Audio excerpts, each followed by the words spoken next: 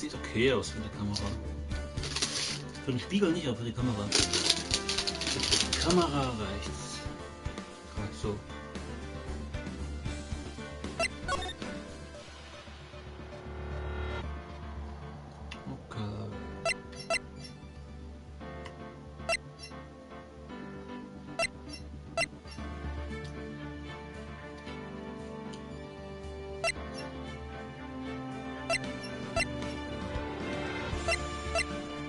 Oh!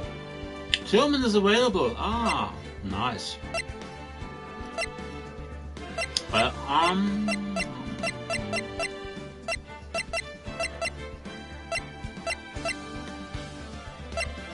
Chinese?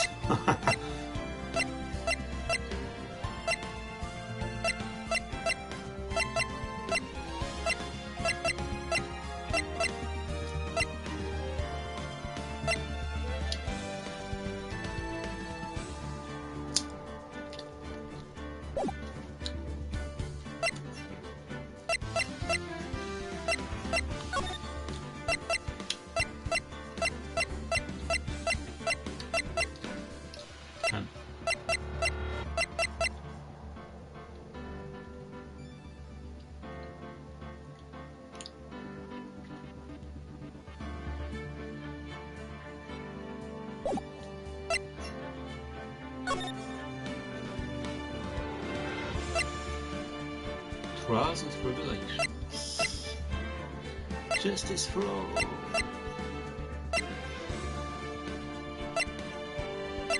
Second, and that's the third game. Right.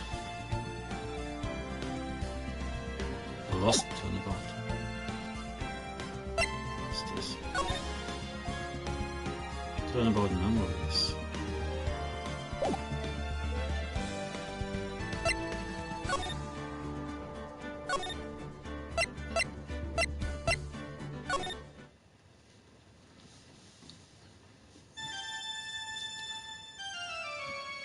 Ah, Beethoven, right? No. It's Toccata by... How did I get into this mess?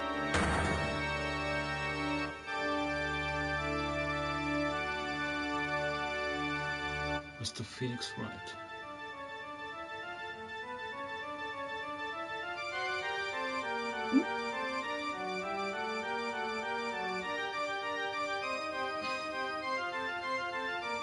Beethoven. It's Toccata by Beethoven. Or was it Bach? Beethoven or Bach? Bach. Toccata by Bach. Yeah.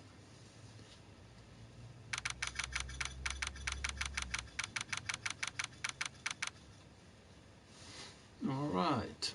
September 8th. Looks like a year has passed since the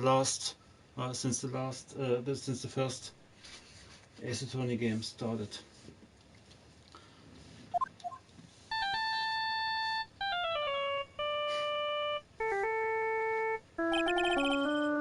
What a nightmare! I bet it was this ringtone that caused it. I really shouldn't be dozing off right before a trial starts anyway. Looks like they hung up.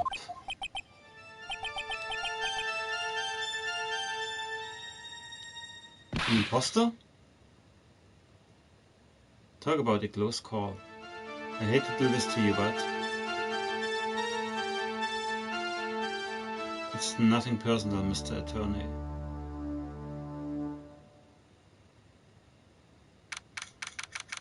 Look alike. A few minutes later, defendant lobby. Number 1.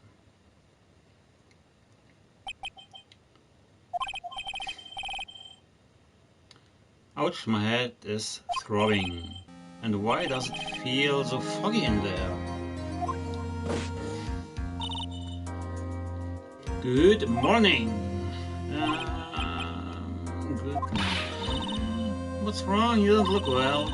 People are at their best first thing in the morning. Where's that fighting spirit? Sorry, but Can you please turn the pianist down? My head sort of hurts. Roger that. Am I in trouble or something? Trouble? Wait, never mind. You're a policewoman, right? I thought maybe I had done something wrong. What are you talking about? I'm the one in trouble. What? I'm placing my life in your hands today, Mr. Phoenix Wright. Life in my hands. You promised me you said you would prove that I was not guilty. Not guilty. Just when I thought all hope was lost, when all the other lawyers had laughed me off. Leave it to me, you said. You, the one and only Phoenix Wright, came to save the day. Birdie or bird. And just like that, I was moved to tears, sir. It sounds like she was hurting herself, hitting herself. I'll never forget what you're doing for me, ever. What is this girl babbling about? Actually, I really love to watch court proceedings, and I always root for you to win. When I'm off duty, I like to come here and... What's wrong? You've been acting really strange, and you keep staring at me. You're making me kind of nervous, sir. Oh, sorry. I'm afraid to ask, but here goes. So this might sound bad, but who are you? What? Mr. Wright, how can you say that? How can you do this to the fragile heart of a girl about to go on trial? You're absolutely horrible. No, I didn't mean it like that. Is this how a defendant's attorney treats his clients, sir? I can't believe this. No, it's just, well, I think you have the wrong person. Yes,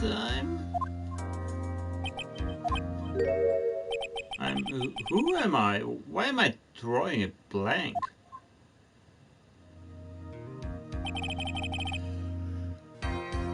Bailiff. The trial will begin shortly. Will the defendant and her lawyer please proceed to the courtroom immediately? The trial's about to start. I'm counting on you in there, okay?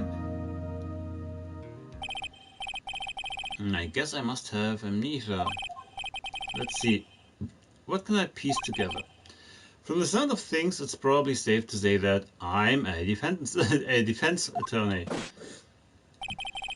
And that girl, I said I'd prove her not guilty. I can't believe I made such an irresponsible promise. Someone help! Someone please!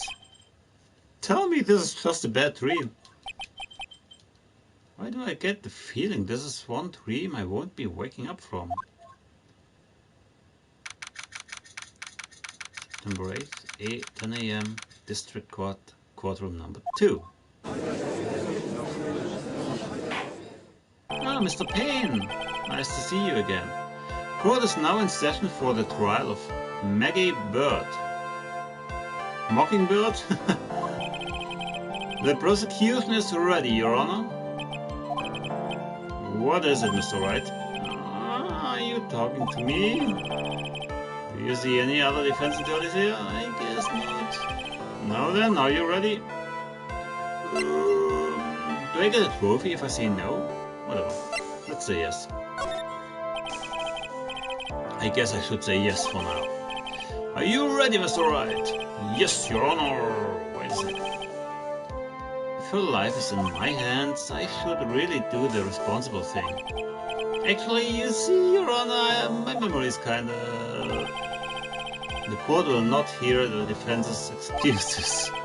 Because the defendant is a member of the police, this case is under great scrutiny. Therefore, we must make this trial fair but swift. I believe I have told you this before. I hope you are not telling me you've forgotten. Actually, I have. Mr. Payne, your opening statement, please. Yes, Your Honor. As I'm sure you're well aware, the defendant is accused of killing her lover. What's worse, her lover was a fellow police officer. Policeman? You did what to a policeman? It wasn't me. And besides, Dustin and I, we weren't lovers like that. You're just friends with benefits or what? In any case, the prosecution will prove that the guilty party is none other than the defendant. Very well. Mr. Payne, please call your first witness. Hee. It's been a while, Mr. Wright. Let's see what you've learned since last time. I won't show you any mercy this time, rookie. Who do you call a rookie? I've solved 5 cases so far, okay? I'm not a rookie anymore. And who are you again? The prosecution calls Detective Dick Gumshoe to the stand. Here we go, don't let me down, Mr. Wright. Nowhere to hide, I'm so dead.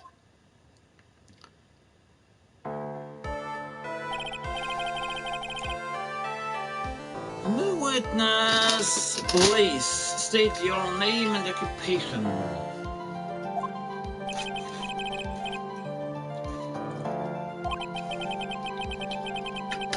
Name's Dick Gumshoe, sir. I'm the detective in charge of homicides down at the precinct, sir. You don't look very well, detective. Well, sir, the defendant, she works under me, so, you know.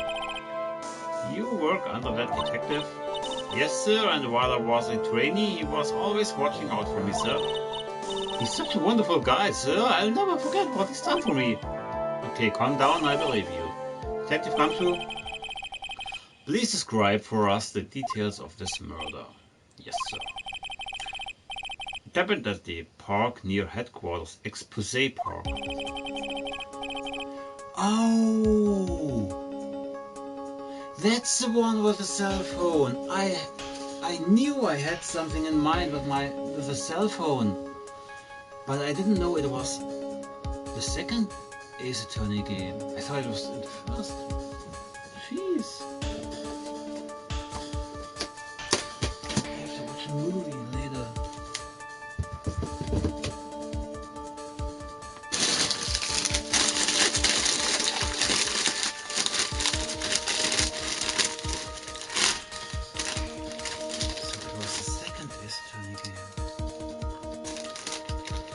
The victim was one of the local cops, Dustin Prince. He was pushed down from the benches on the upper path, sir. Oh, okay.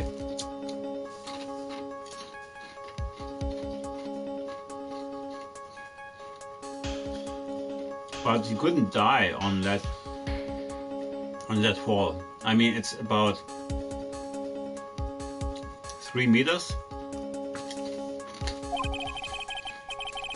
The landing beat his body up bad and snapped his neck. Snapped his neck? The details are listed in the report that was distributed yesterday. Ah, yes. This autopsy report, correct? Why do I not remember getting a copy? I see everything is in order here. Even the estimated time of death is unusually well documented. The victim's watch stopped from the impact of the landing zone.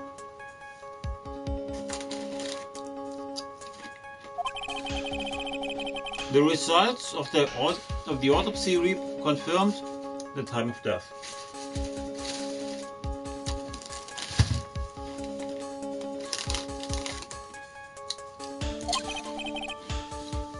If I may, Your Honor, the prosecution would like to submit this photograph. Very well. The court accepts it into evidence. Crime 41 added to the court record. The victim fell from the walking path above. Now then, I recall at yesterday's preliminary hearing. A very important piece of evidence was brought to our attention. Yes, Your Honor. Yes, sir. Yes, I guess. Mr. Wright, is your head on right? Is your head on right? Is your head on right? Is your head on whatever right today? There was a very crucial piece of evidence found under the victim's body. Was there? Have you lost your mind? Well, actually, it's just nerves. Give me a second. What? How can you talk like such an amateur? I thought you were a pro, sir. That's all. Just facade. Alright, sir, I'll help you through this. At a time like this, maybe you ought to take a glance at the court records. Court records. Yep. Info about evidence and people involved with this case are all listed here, sir. I know this, I played the first game, damn it. You can look at the court record by pressing the R1 button. R1 button, huh? You really know what you're talking about, don't you?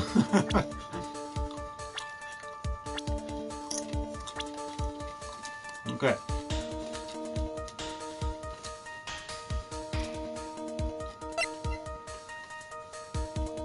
$22, $30.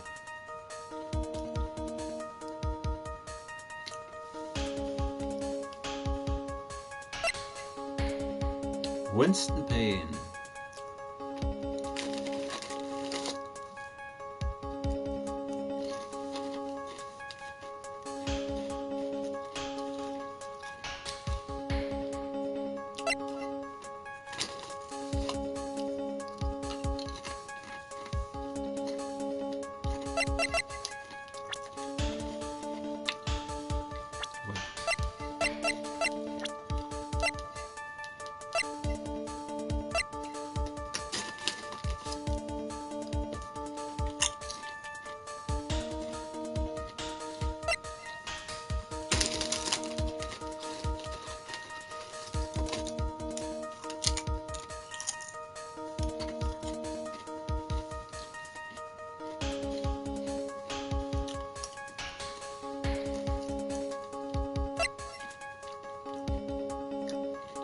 Glasses.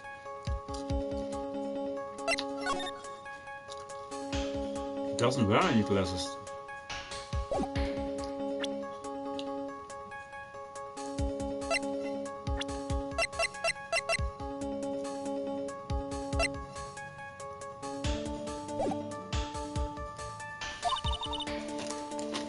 It's too bad I'm a cop, right? I just think I could certainly be a legal aid instead. Mr. Wright? Yes, Your Honor? Court is in session. Save your chit-chat for later. Sorry, Your Honor? Well, I guess I'd better check the court records and see what I can find. What was again the R1 button? Alright, Mr. Wright. Let's see if your notes are in order. What was the piece of evidence found underneath the victim's body? Glasses. That's simple, Your Honor. A broken pair of glasses. That's right. The victim grabbed his killer's glasses as he was being shoved, sir. And held onto them as he fell. Hey, why are you giving me the evil eye? Looks like he's missing some glasses, huh? Those glasses you're wearing? Yes, this is my spare pair. But these glasses they found at the scene of the crime are not mine, I swear it, sir. You sure about that? Look, it was a coincidence that on that same day I accidentally stepped on mine. A coincidence, she says.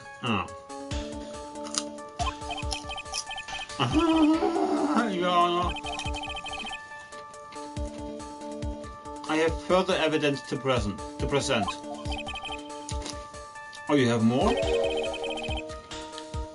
And this evidence is very decisive. Whatever. Very well. Let's hear from our witness about this evidence.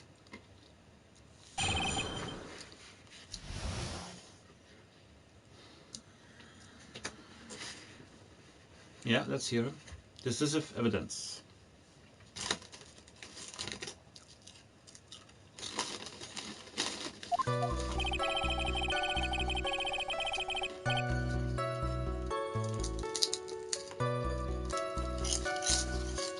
Or something even more incriminating than the glasses under the victim's body there.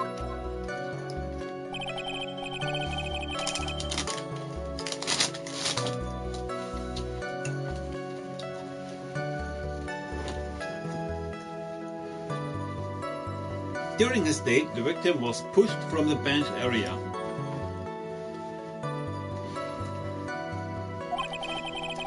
But he managed to write the culprit's name on the ground where he landed. That's pretty much impossible when his neck was broken.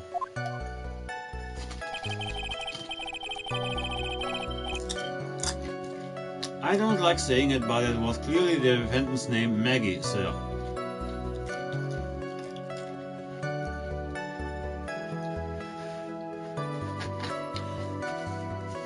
Plus, in the previous game, we also had a case where a false name was written. Oh, not a false name, but whatever. With this piece of evidence and the glasses, it's hard not to say he's the culprit. It's not an evidence, come on!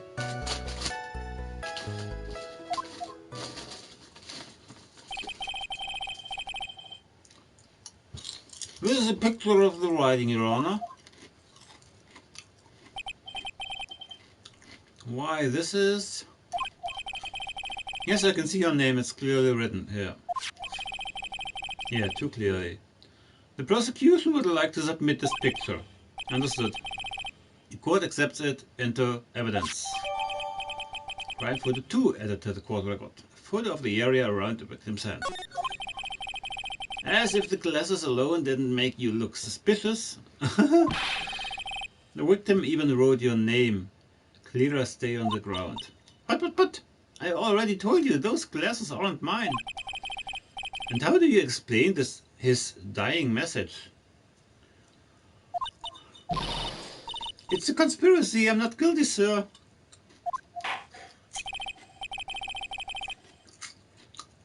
Mr. Wright, you may cross-examine the witness. Cross-examine? Come on. This is it, I'm counting on you. Sure, but what am I supposed to do? What? Is it like you at all? Normally this is the part where you get in the witnesses' faces. Get in their faces and do what? I guess there's no way around it. Okay, I'm going to lend you a hand. The prosecution's witness all hide things from the court. Which means they lie from time to time. Lie. But isn't that this detective your superior? Well, even if they don't mean to lie, sometimes people just remember things wrong. Like that detective. He does sort of look like a scatterbrain.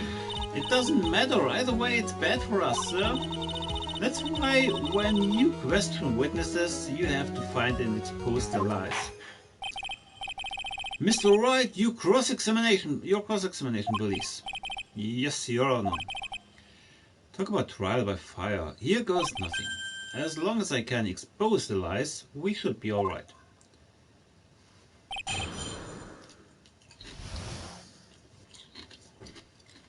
Decisive evidence.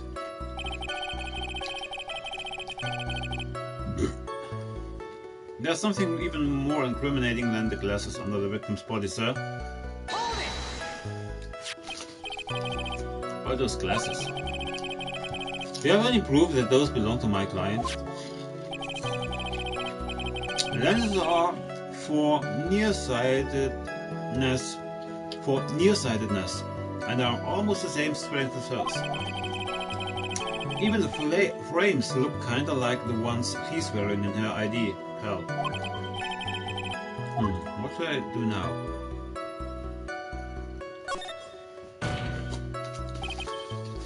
Hold it! Almost and kinda are not good enough in a case like this.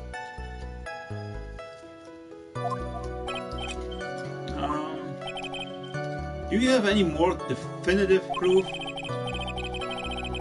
Is there something that clearly links the defendant with closed glasses?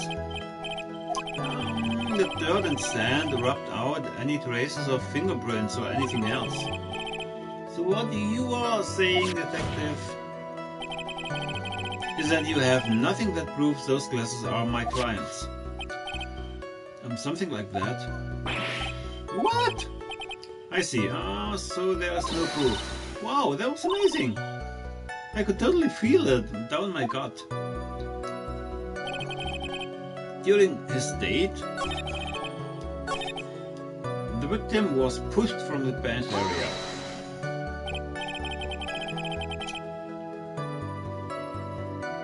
During his date, so he would have been present. Now you are sure he was pushed and that's how he fell? Yeah, pal, if you look at the wounds on the victim's body, there's no way it was anything else. Please continue with your testimony, detective. Anyway, the victim fell pretty hard. But he managed to write the culprit's name on the ground where he landed. Culprit's name? Yeah, I was surprised too. I didn't want to believe it, but... Was the name that of my client?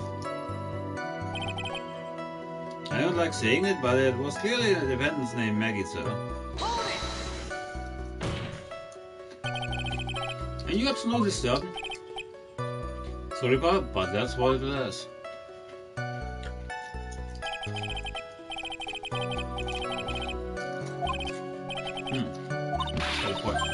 Hey, hold on, huh? Don't hurt me. I know the picture says Maggie, but now that you mention it, something does feel kind of off about this picture.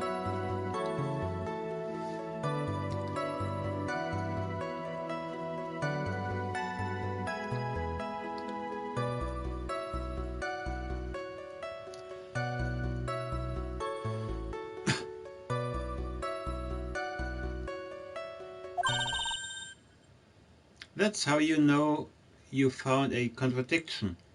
Now hurry up and present some evidence. So that's what spotting a contradiction feels like. I'd better check the court record again.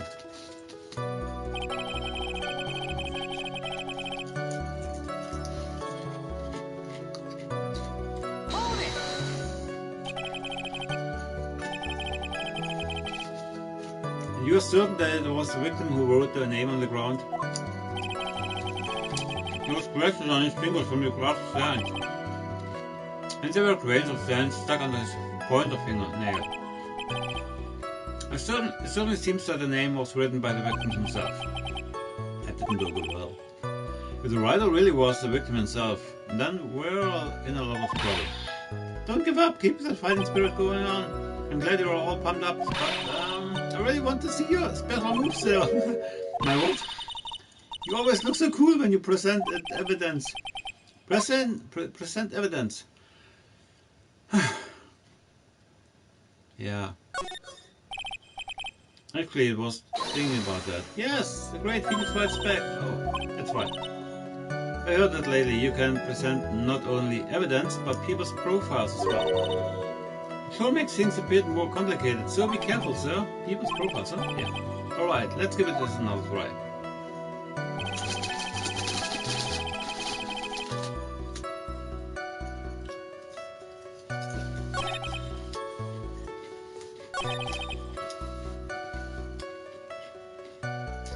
Alright.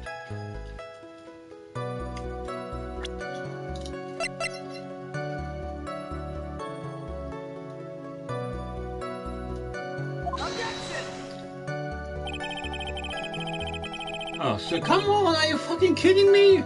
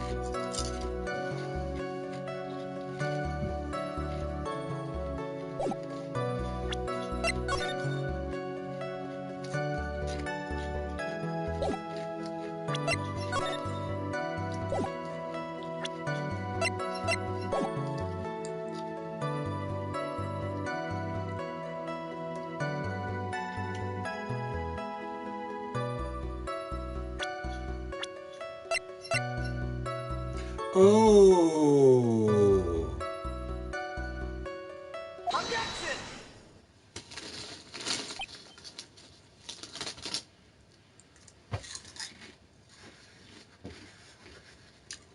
Nice one.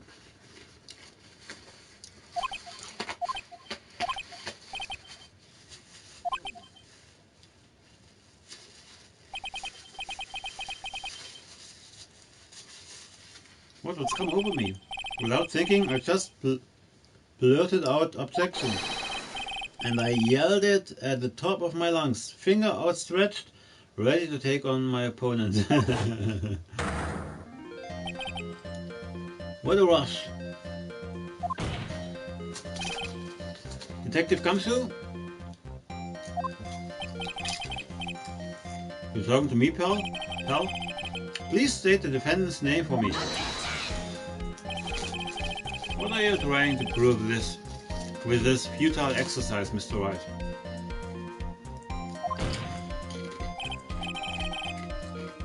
You see, this is a very crucial line of questioning. Actually, Mr. Payne, you can answer. The defendant's name, if you please. Where is this ridiculous question coming from? The defendant's name is Maggie Bird. I think someone needs to check the court record. What? It says right here that it's Maggie Bird. Oh! It looks like the bird caught the catnapping. What's going on here? I have no idea either, sir. As you can see, the victim did indeed leave a name, Maggie. However, the defendant's name is actually spelled Maggie. This is a blatant, whatever, contradiction of facts. Oh, how about that? I hadn't even noticed. But maybe the victim didn't know how to spell her name correctly. May I remind you that it was you who said the defendant is accused of killing her lover. If they were truly lovers, it would be impossible for him to have not known her name. Besides, he was a policeman. This is very true, Mr. Payne. Yes, Your Honor. Are you absolutely certain that the defendant and the victim, Dustin Prince, were in fact lovers? Yes, I am quite certain, Your Honor. They were a well-known couple in the police force. Detective Gumshoe, please testify for the court the relationship between the victim and the defendant. Yes, sir.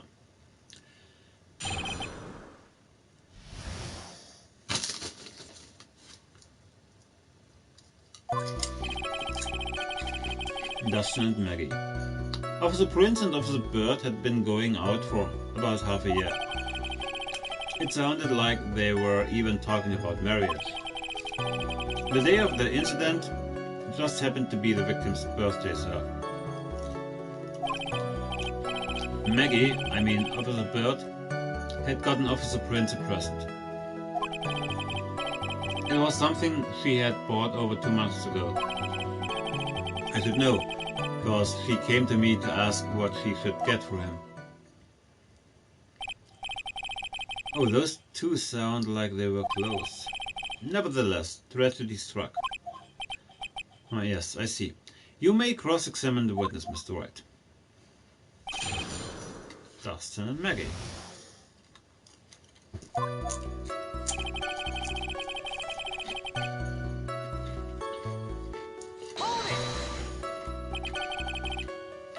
How do you know about this?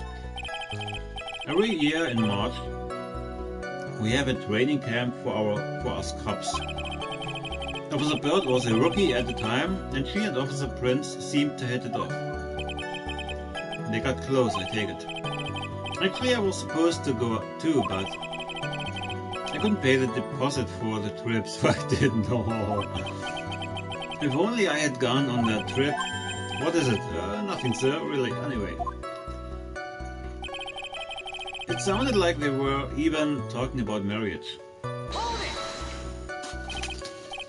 Marriage, but wasn't the victim 8 years older than her? Why?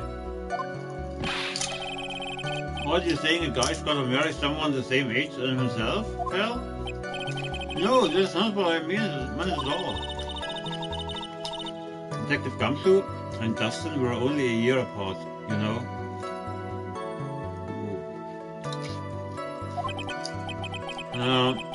I think this fella has a ways to go before marriage. Mind your own business, pal. Oh, hey, Hoda. Oh, I got a trophy. Link, we've missed my friend.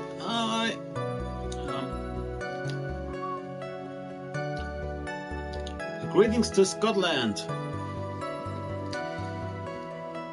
No, I do not have Borderlands 3, Coda. I have not Borderlands 3. I don't even have Resident Evil 2 Remake or Devil May Cry 5, but I will get in.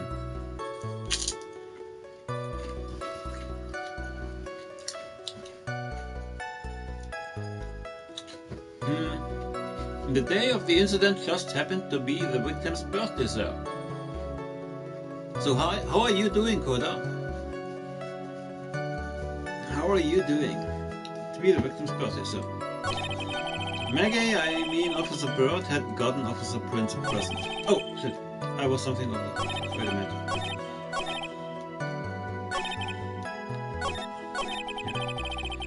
If you get, we could do co-op stream if you want. I do not, I'm afraid I don't have Borderlands 3. But I do have the Handsome collection. And I did stream Borderlands 2 about about a year ago, or a year and a half ago, or 2 years ago, I can't remember.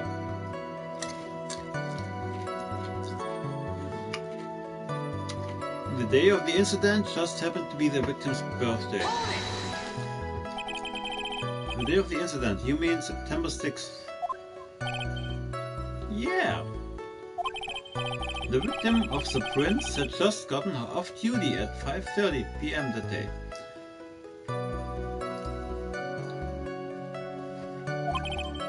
And since Maggie's night shift hadn't started yet, they went to the park for a bit. Oh, I remember when I was young and in love. Oh, it was a jolly time.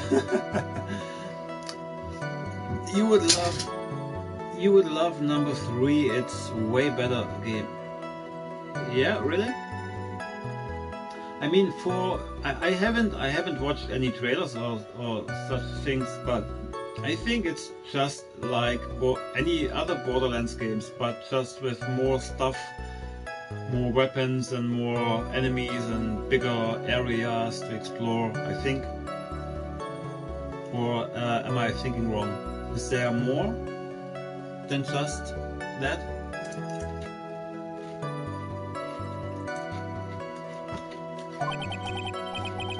That's great, Ronald. I'm glad you're such a cheerful old man. Maggie, I mean Officer Bird, had gotten Officer Prince a present.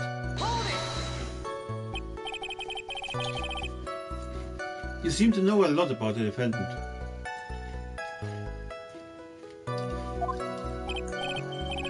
Well, that's because I'm her boss.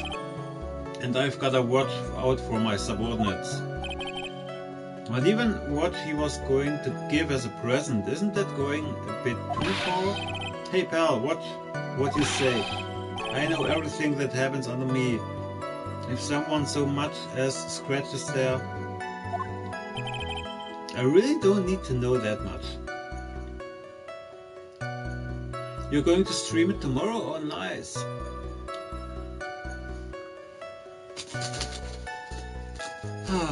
Guess what, Coda? I went to the flea market earlier and I bought 5 movies. No, actually it's 6 movies. And 3 of them are Tarantino movies.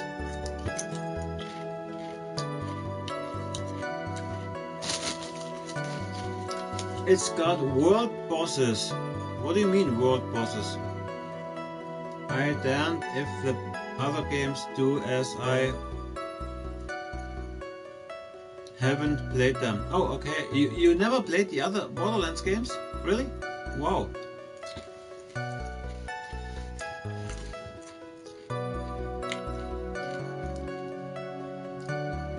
I really do not need to know that much. Mr. Wright, please refrain from badgering the witness. I agree, even if this witness has a crush on the defendant.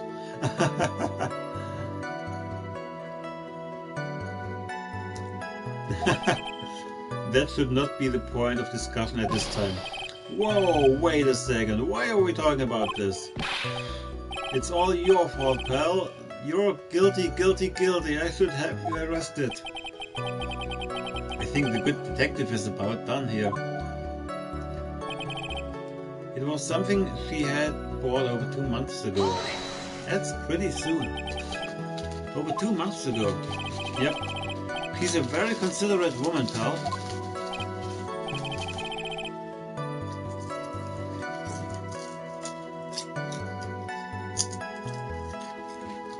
So, what was this birthday present? They got him a glove. A what? A single glove? Why would she only give him one? Actually, Your Honor, the glove in question is a baseball glove. Oh, I see, a baseball glove. Officer Prince was a huge baseball fan. Baseball glove, huh? Press further. Just now I believe you said that the present was something she had bought over 2 months ago. Yeah. Are you saying she bought the glove at the store that far in advance? No, nothing like that, pal. I think maybe it was a customized glove. Then what was it like? She ordered it. Ah, it was custom made. See? Custom made. The glove was custom made. Yep, that was what I say. So the glove was custom made. Your Honor, I really don't see how this glove is related to this case. Yes, it would seem that there is little relevance. What do you think, Mr. Wright? Do you think this glove is really relevant to this case? Of course it is.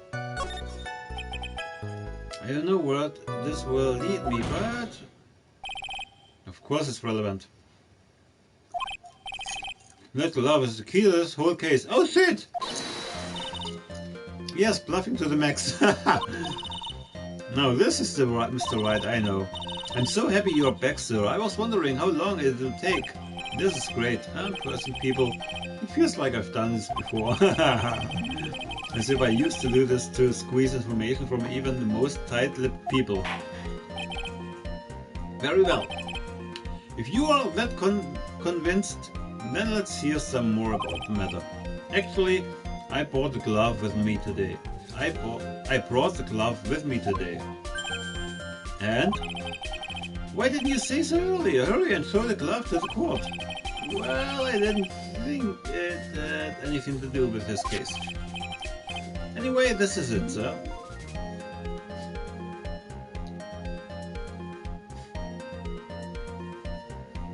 Wait a minute.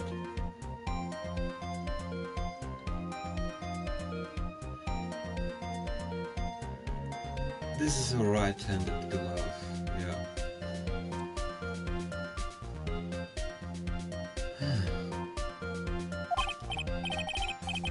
It's a rather yellow, isn't it? Baseball glove added to the court record. A birthday present from Maggie to the victim. It was custom-made.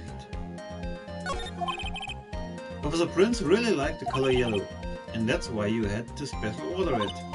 Yep, that's right. That and one other reason. I think this court had heard enough.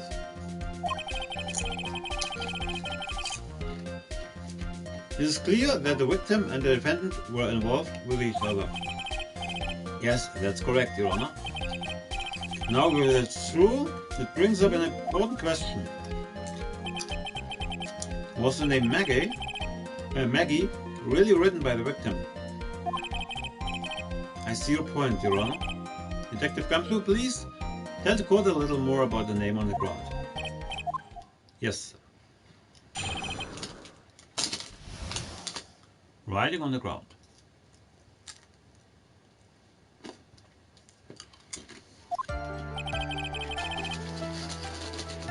You first looked into the handwriting. Unfortunately, we couldn't confirm that it was the victim's handwriting. Next, we checked the victim's pointer finger. We found that there was sand trapped under the victim's fingernail. There were also scratches on his skin that were caused by him writing on the ground.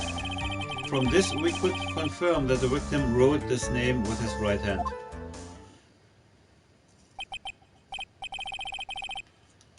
Yes, a perfectly logical conclusion. Now then, Mr. Wright, you may cross-examine the witness. Thank you, Your Honor.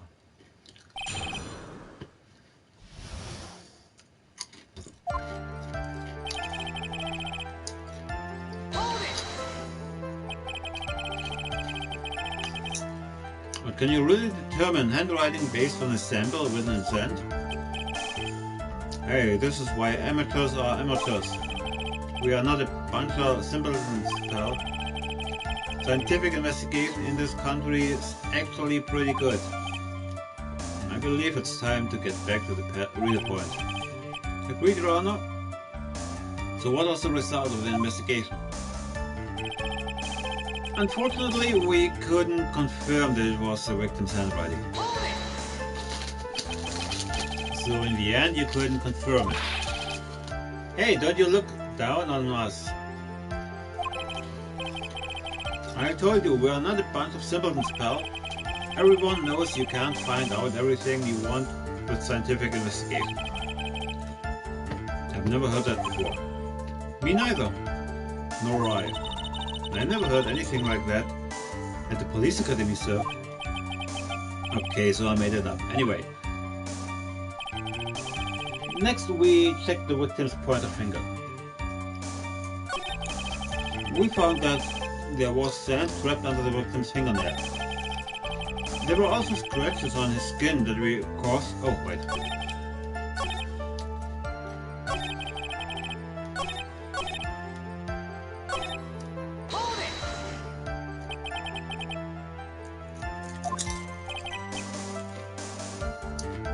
His pointer finger, you know, the one you're always pointing and waving around in people's faces.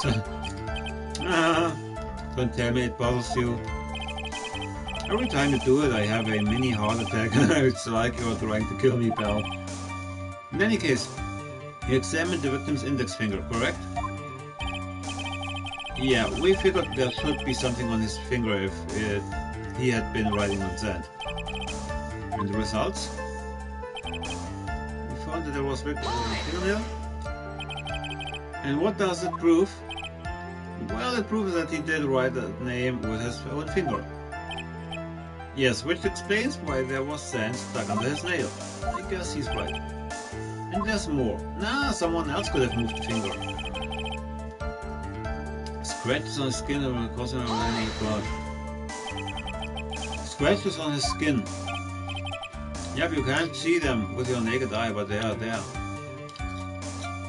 Oh crap.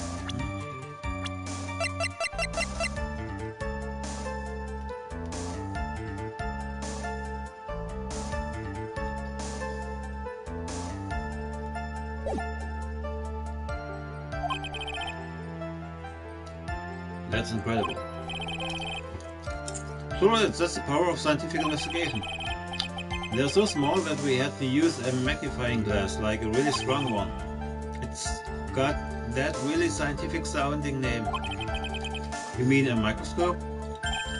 Yeah, that's it. We used one of those and that's how we found them. I can't believe this guy doesn't know what a microscope is. From this, we could confirm that the victim wrote this name with his right hand. Are you absolutely sure? I believe in the power of science. I wonder if my evidence is solid enough to encounter with. Listening to this, you would think there was only one conclusion. That the name was definitely written by the victim. But don't you think that would be really strange, sir? If Dustin really wrote that message with his right hand, do you think I would have gone through that much trouble to get him his present? Present, what about it?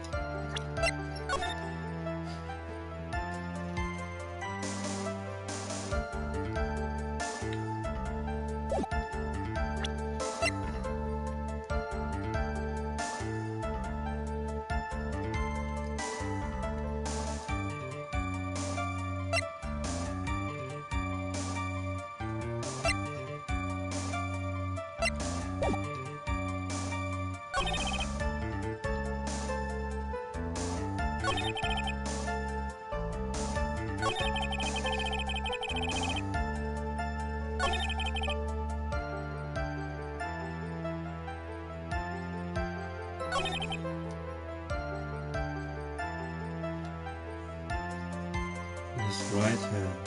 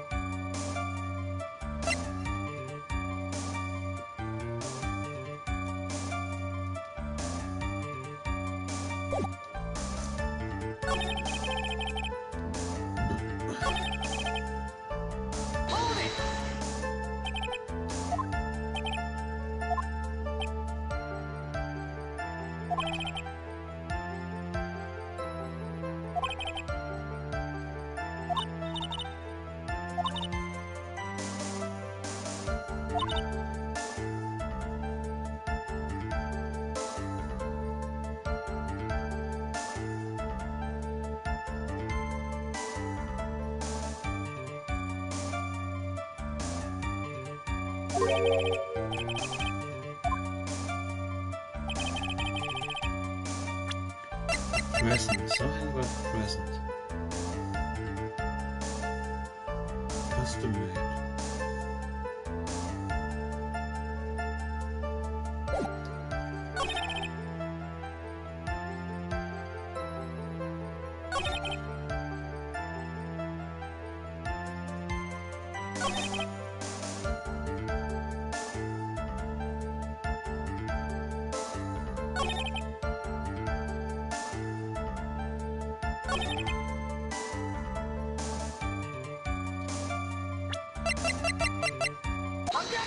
Shot in the dark.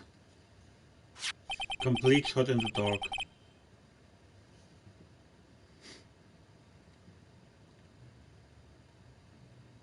Detective Gumshoe, take a look at this.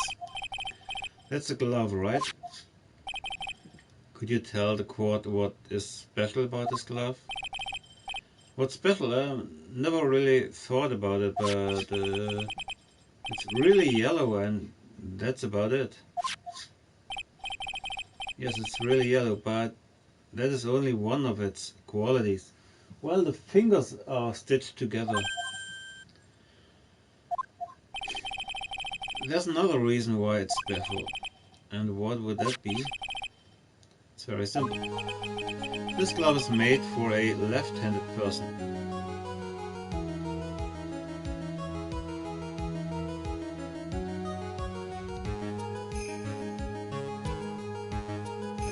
No, that's not true. It's the right hand.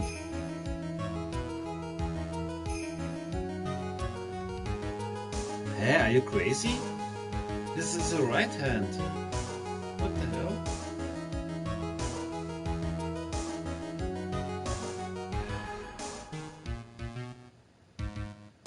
The pointer finger is short. It's the right hand, right?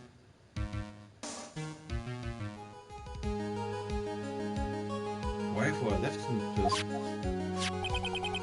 Left-handed. I don't get it. Why? You're absolutely right. This glove is made to be worn on the right hand. Yeah.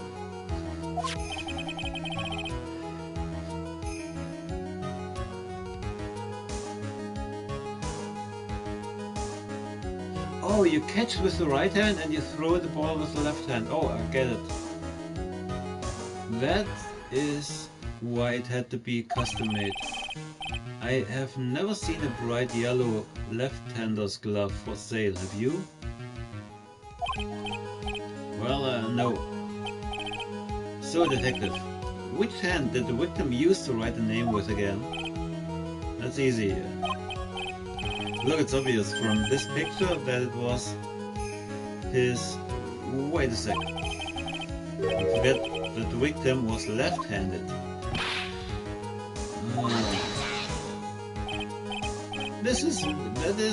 I object. Overruled, Mr. Wright. I would like to know what your line of reasoning proves. There's only one conclusion that can be drawn. A left-handed person could not have written a message with his right hand. Therefore, the person who wrote the name Maggie could not have been the victim.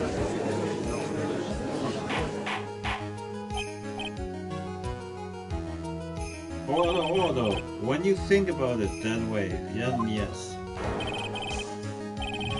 It is not possible that this name was written by the victim himself. Then that means Maggie is...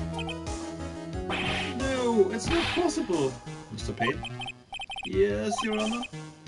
The evidence the prosecution has presented has failed to prove the defendant's guilt.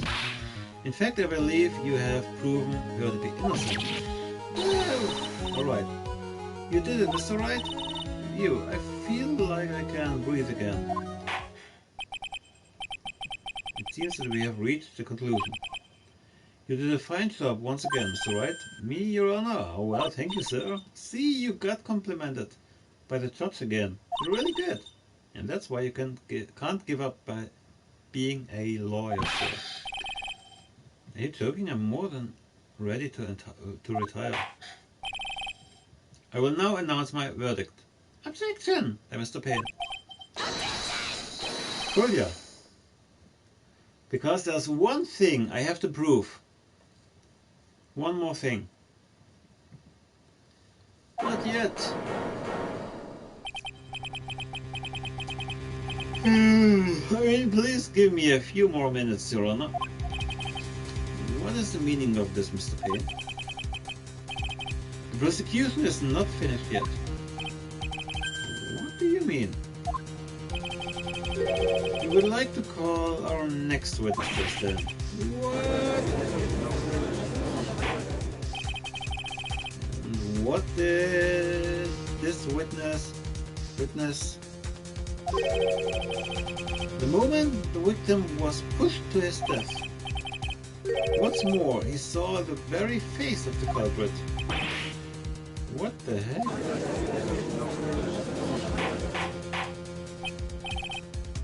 Order in the court! I believe a recess is in order. Afterward, we will hear from this new witness. I have a feeling that was a bit too easy. I need more information. I have to see what I can find out during this recess. I can't let my guard down. It's only going to get tougher from here. Court is adjourned for recess. Adjourned.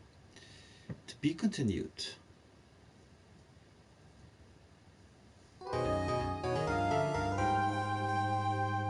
Saving. Yes, place. So let's go there.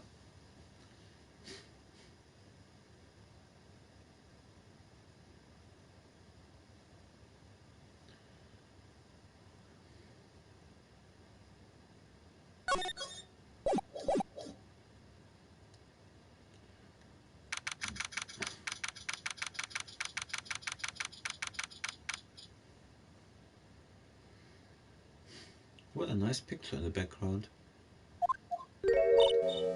Amnesia? I can't believe my lawyer's trying to defend me in such a state. Why didn't you tell me, sir? I'm sorry I didn't mention it to you. Oh, I know what to do. I heard you can fix someone like this with a really strong shock to your system. Come on, lower your head a little. A Maggie kick should be all you need. No, I think I'll pass on this one. Come on, I'm sorry.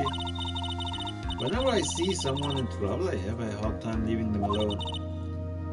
I tend to stick my nose where it doesn't belong and try to tackle everyone's problems.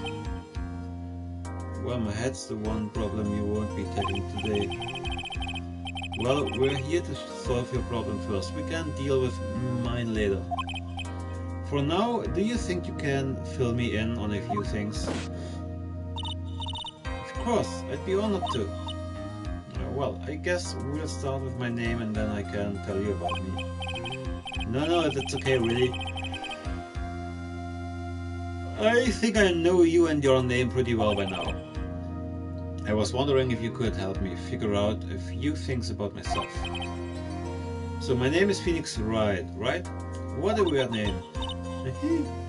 This is serious, you really don't remember.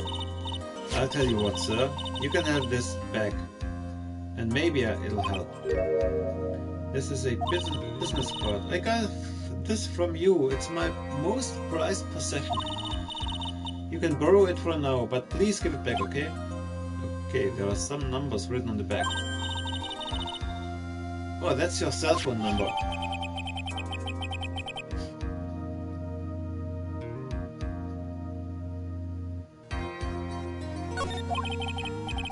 I guess for now we should stop talking about me and start talking about this case. Yep, can you think of anything that would be helpful for me to know? What can I tell you? I can't think of anything other than the incident with that cell phone, but cell phone?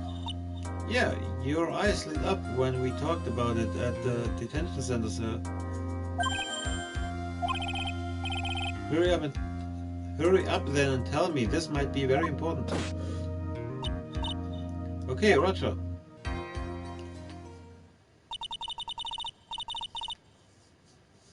It was on a day of the crime, just before 6 p.m.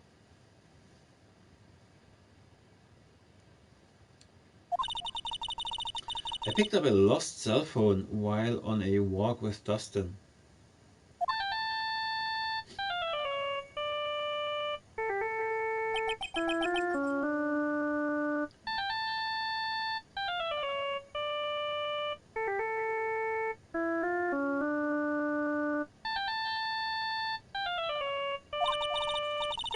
All of a sudden, the phone began to ring. Beep. Hello?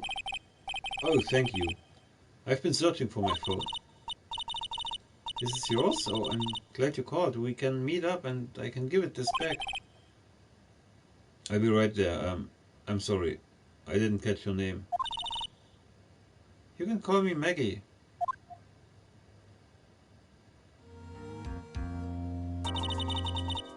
We agreed to meet up at 6 p.m. Dustin and I waited for the person to show up, but they never did. Huh. So where's the phone you found now? I gave it to you yesterday. Huh? To me? Is it that phone in my pocket? You mean this? Do you think it has anything to do with a murder? It has everything to do with a murder. I don't really know, but if my eyes lit up... Oh, you were here all along! You're so mean! I called you a million times, but you wouldn't pick up. And when I went to check in the courtroom, everyone had already left.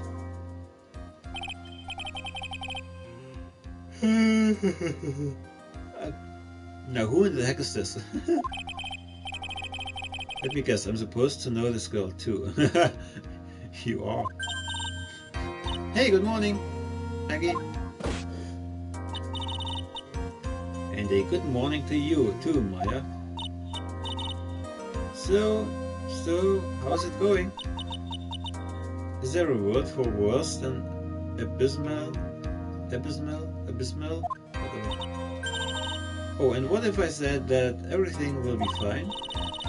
That's right, it's Maya to the rescue with the ultra decisive, super important evidence. Here you are, Nick, the thing you wanted me to bring. Thanks. What the heck is this? A list? It has about 20 people's names and phone numbers written on it. It was kind of tough, but I managed to dig up some dirt. It looks like these guys are up to no good. No good, as in... There's a group of con artists the police are currently investigating. I think these guys are members of that group. Names listed at the court record. List of unfamiliar names and phone numbers, members of a con artists group. Why would a group of con artists pop up in a case like this?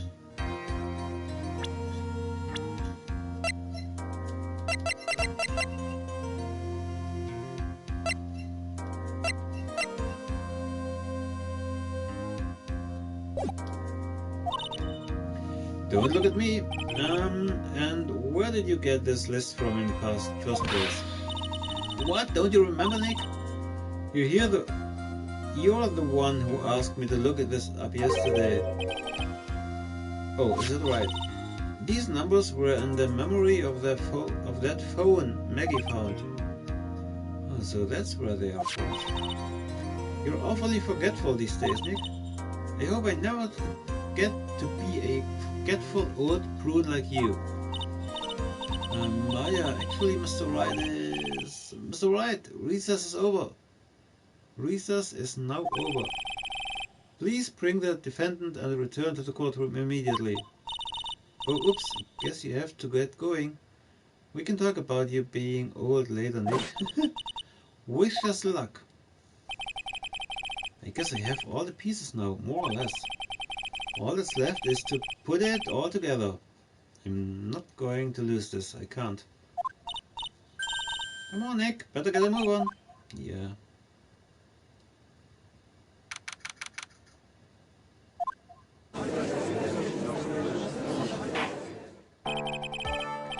Court will now reconvene. Please call your next witness to assent, Mr. Payne.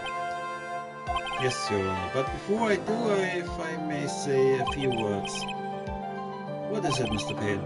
It's about the next witness. He has a tendency to say things that rub people the wrong way, you see. So I ask that the court might be a little lenient on. There's no need to give a preface.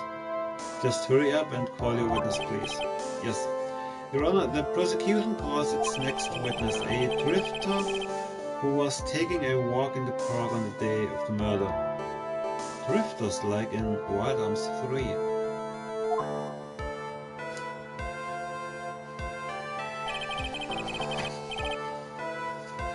Please state your name for the court witness.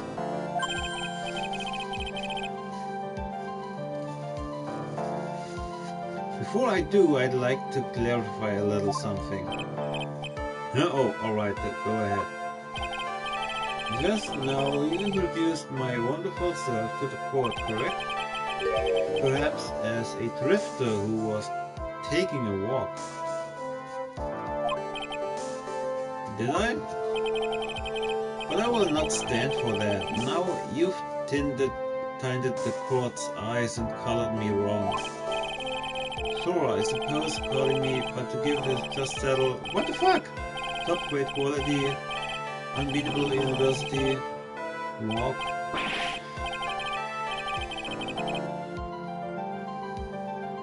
What the hell?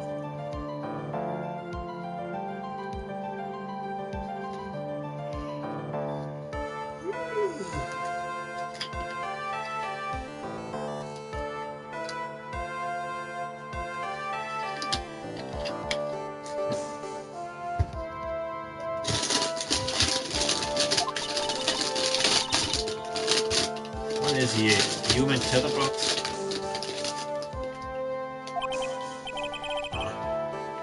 I have to question him.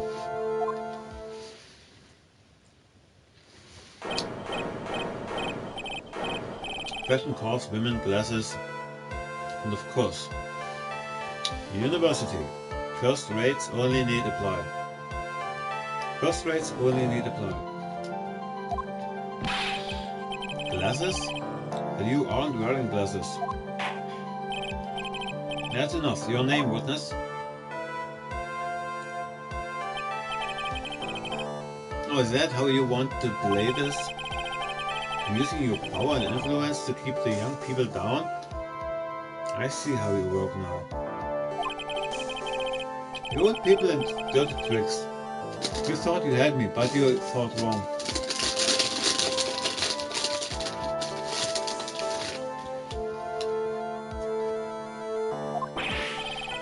I'm sorry, it won't happen again. I forgive you. Alright, I suppose I can tell you my name. I'm Richard Wellington, the drifting virtuoso with a PhD in drifting, as it were.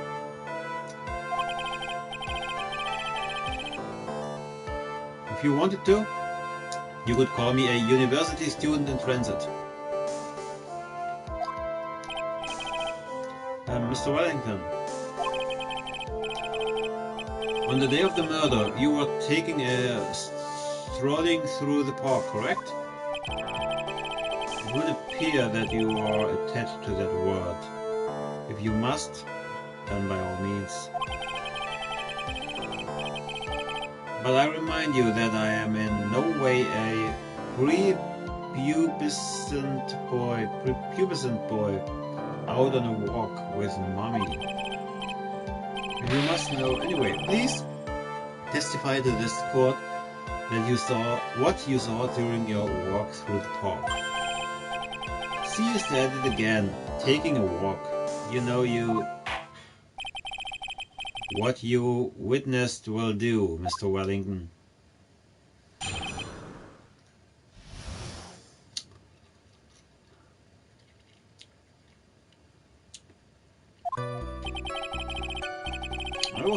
Good afternoon. Deep in thought about my life situation. I don't remember the time all that well, but I do believe it was 6 p.m. All of a sudden, a police officer falls from above, right in front of my eyes. Without a thought, I looked up, and there I met the eyes of a charming young lady. Of course I remember her sweet face. It was that of the pretty defendant there. The only other thing I saw was the banana that fell with the police officer. That was certainly a decisive testimony. Decisive? Nick, did you hear what he just said? Yeah. That's all you have to say? How can you be so calm? It's strange. My mind is very calm and clear. Maybe it's because I believe in my client? You mean Maggie? Yes. And if she really is innocent, then that can only mean one thing. That guy is lying. Hello, Darth Mater. Hi. Welcome to the stream. You may now question the witness, Mr. Wright. I'll find out the truth, no matter how well you craft your lies.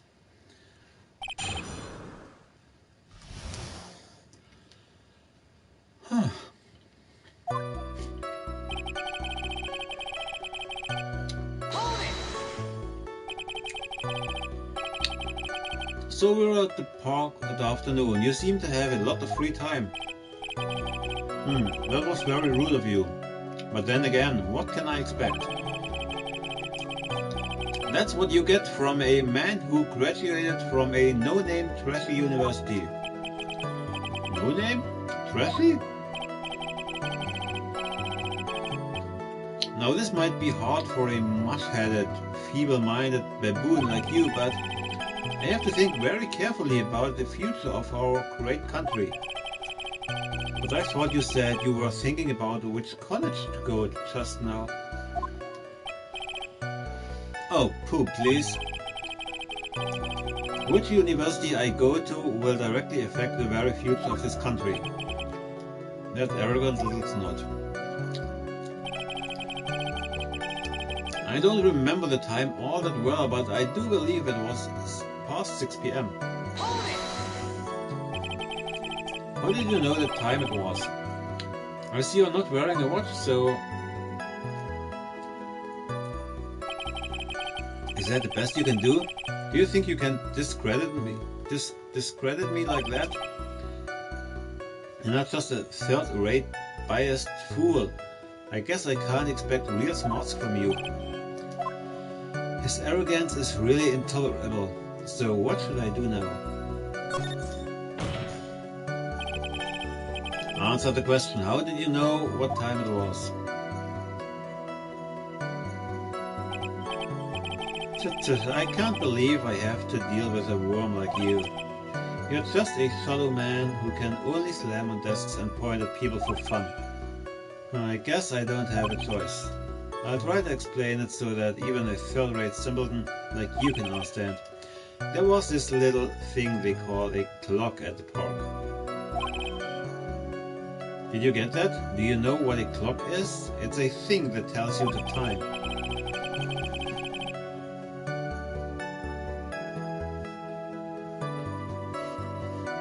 As you can see, Mr. Wright, it's even in this picture on this crime scene. Oh yes, I noticed it before.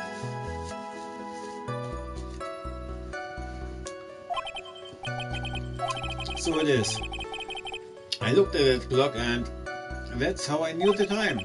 But if you ask me, this whole part, nonsense, blah blah, first class.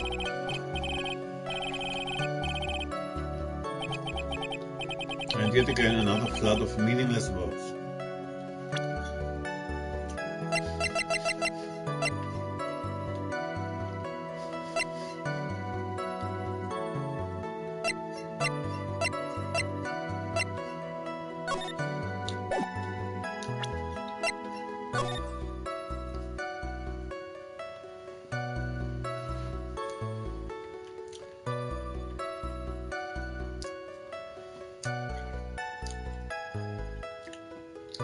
Strange.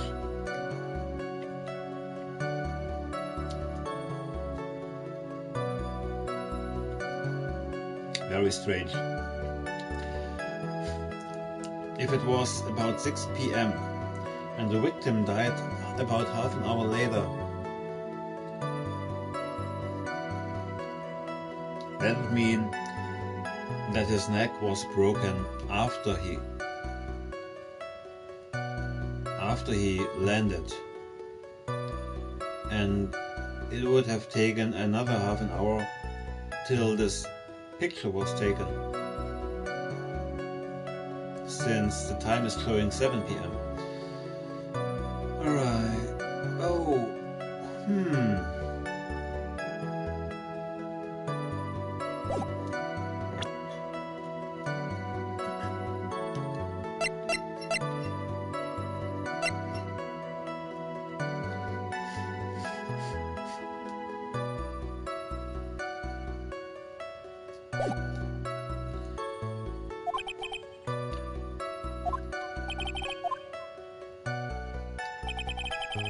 All of a sudden, a police officer falls from above right in front of my eyes.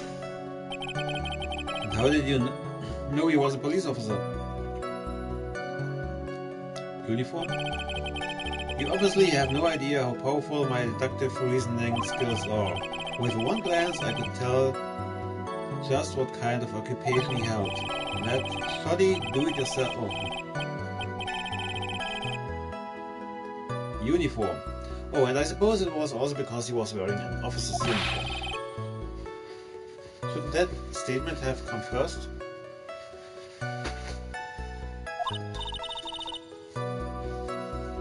Oh, that's pretty impressive.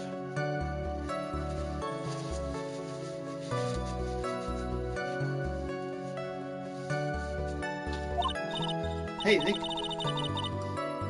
Do you think he's figured out what I do? Even I haven't figured that out yet. Without a thought, I looked up and there I met the eyes of a charming young lady. Are you sure you got a good look at her face? Animals have this thing called an eye, Mr. Wright. They use this eye to see things. Oh, the eye of the tiger. In the case of humans, we have two of them. Yes, even you. What? And animals have only one eye? I don't care if I have them or not. Did you or did you not get a clear look at the face? That's what the witness was just about to get to. I would like to request that Mr. Wright not use such a loud voice during questioning. Sustained. Mr. Wright, please refrain from raising your voice in this court. Then please don't make me have to raise my voice. Are you finished? I'd like to continue if that's alright with you.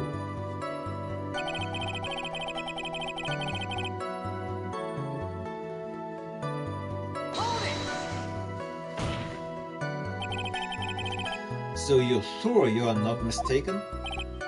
Please don't confuse your pitiful train wreck on the left with mine.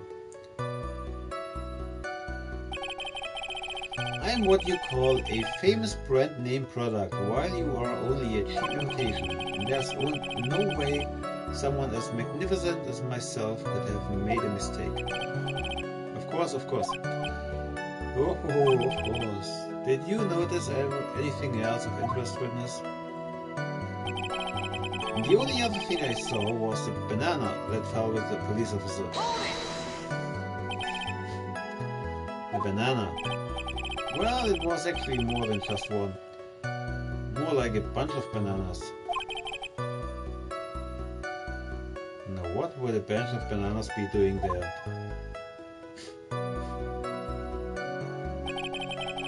Why would I know such a thing? I'm only telling you what I saw. That's really strange. Maggie never mentioned anything about a bunch of bananas. That's it, Nick. He's gonna be lying about the bananas. It could be that. There's no reason for him to lie about there are being bananas at this crime scene. What if it's not a lie? Well, maybe he thought he was seeing one thing, but it was something else. If he mistook something else for a bunch of bananas, then that would be an inaccuracy. Think, Phoenix, think. If my client is innocent, there's no way he could have seen what he says he said he did. Which means if we can somehow show he's lying. Yeah, that's exactly what we need to do. He's right. He's got a sharp mind, but I just wish I could remember who she is. Is everything okay, Nick? Huh?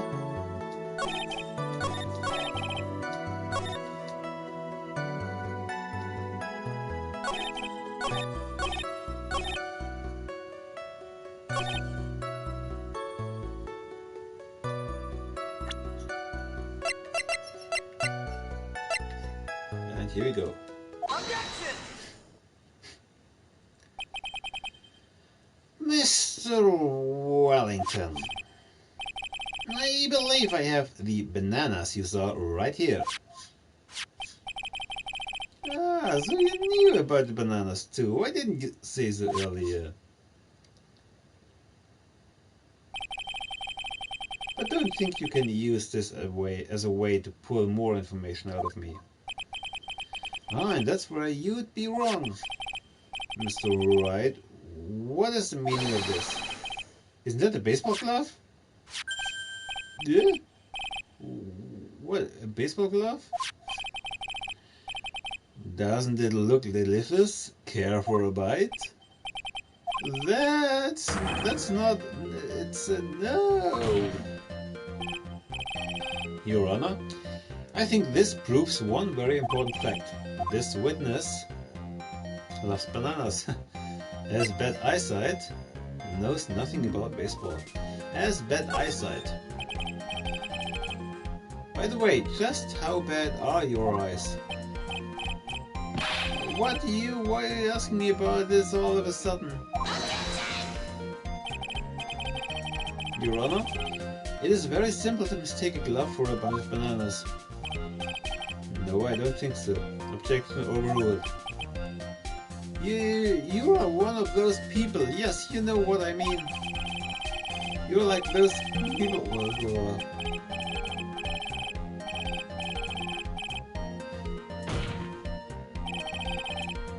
And that is why I asked you how bad your eyesight is. They're both 20 out of 200! Suppose you're going to tell me that's terrible, right? I think it is. Why are you not wearing your glasses today then? Because they are broken. That's because I lost them recently, you see. Of course, I was planning to get a new pair made right away. But you know my glasses are no ordinary glasses, so to replace them... How about when you witnessed the crime? Were you wearing your glasses then? How about it, witness? You were an unrelenting evil man. You're like those... Oh.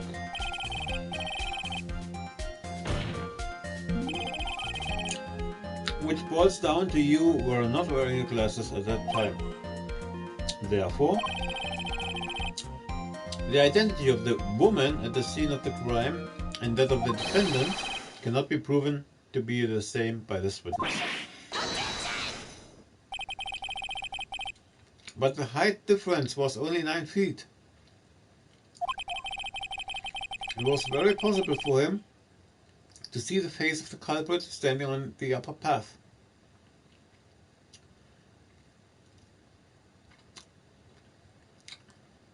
.7 meters, huh?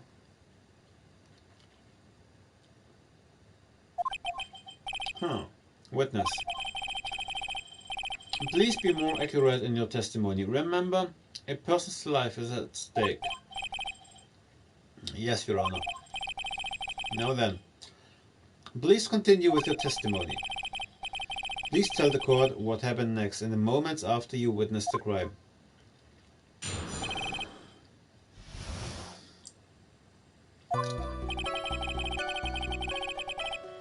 The girl on the upper path ran away as soon as she realized I was there. After that, I immediately called the police station to report the crime. Immediately! It must have been 6:45 when I made the call. Immediately. They must have a lot of free time on their hands since they showed up within 10 minutes. So the person who was on the upper path saw you and then ran away. Yes, that is correct. Which is why even someone without a superior brain like mine can understand that. That girl is the murderer. You may question the witness now, Mr. Wright. I gotcha.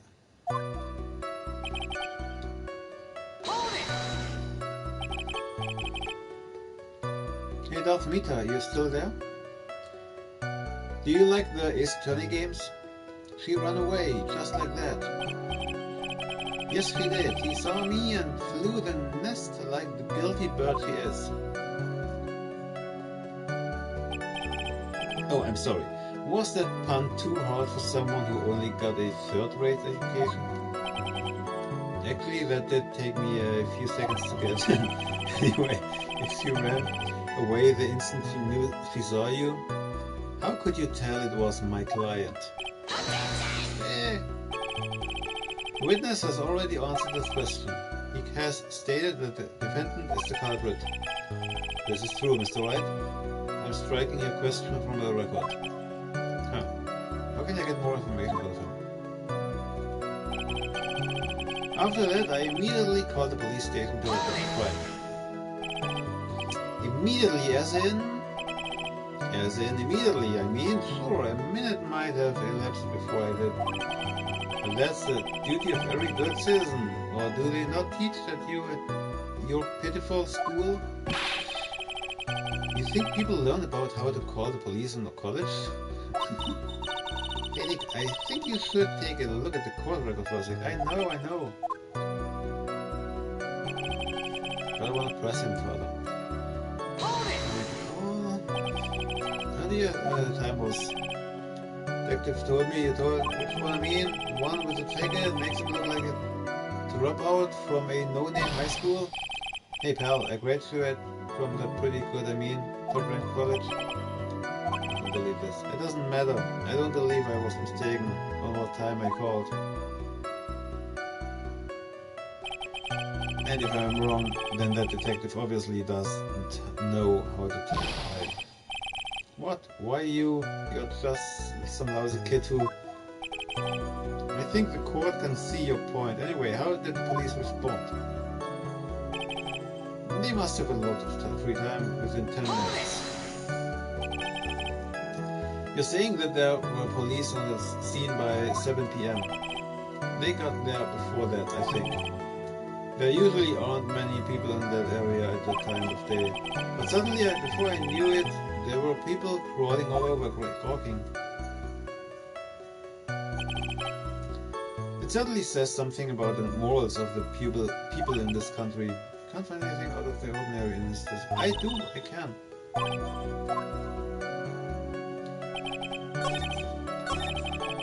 Okay, here it is.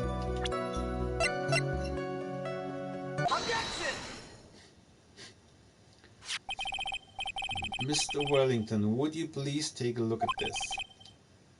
You mean the victim's autopsy report? According to this, the murder occurred at 6:28 p.m. So what of it? You said that you called the police immediately after the murder took place. However, by the time you had called the police, it was already 6:45. There's clearly a 15-minute gap here. Do you deny it? Look. I think this court would like to hear what you were doing during this 15-minute gap. The witness was in shock at the time after witnessing a terrible murder. It's only to be expected that he would be a little dazed. 15 minutes is hardly what I would call a little dazed. Mr. Wellington. Yes? Explain yourself. What were you doing during those 15 minutes? Answer the question. Telephone, I mean... Spell it out.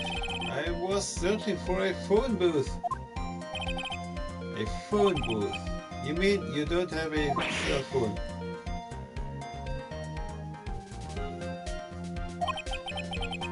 You and your questions as if you are trying to open all the lawyers of a matryoshka. You must think you're really something special. Witness. I lost my cell phone. There. Are you happy? You lost it. Unbelievable. You lose your glasses and your cell phone. You must be very scatterbrained when it comes to your belongings. What, are you saying that first-rate people are never allowed to lose things? Haven't you ever heard of...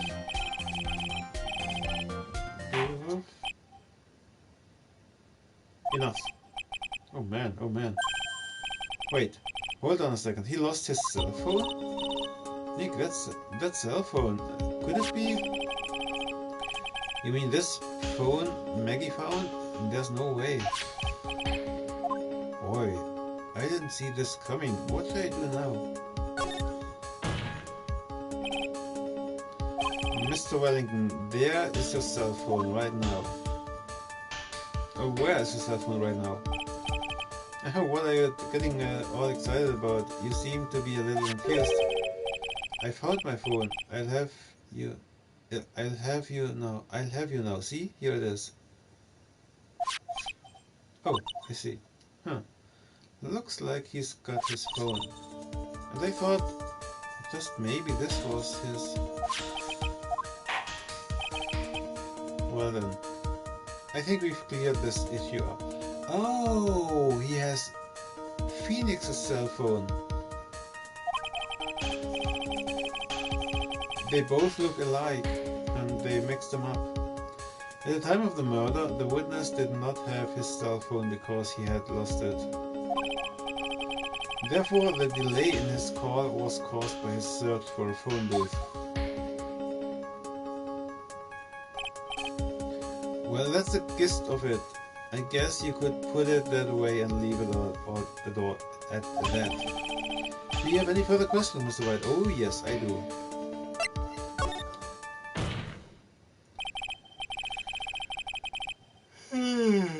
Your Honor, the witness's testimony does not make any sense.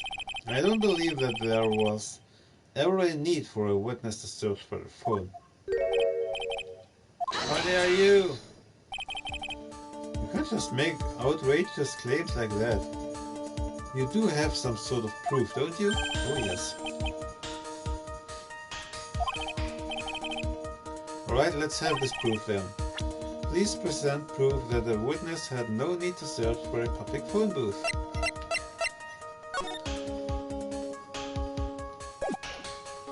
Take that! It's quite simple actually. Please take a look at this. At the crime scene photo. Is there a problem with it? Oh, there's nothing wrong with the picture. But if you don't understand my logic after looking at it, something is wrong with you. No. It's a phone booth. That's correct. All the defendant had to do was walk 3 steps. Mr. Wellington, why did you not use the phone that was right in front of you?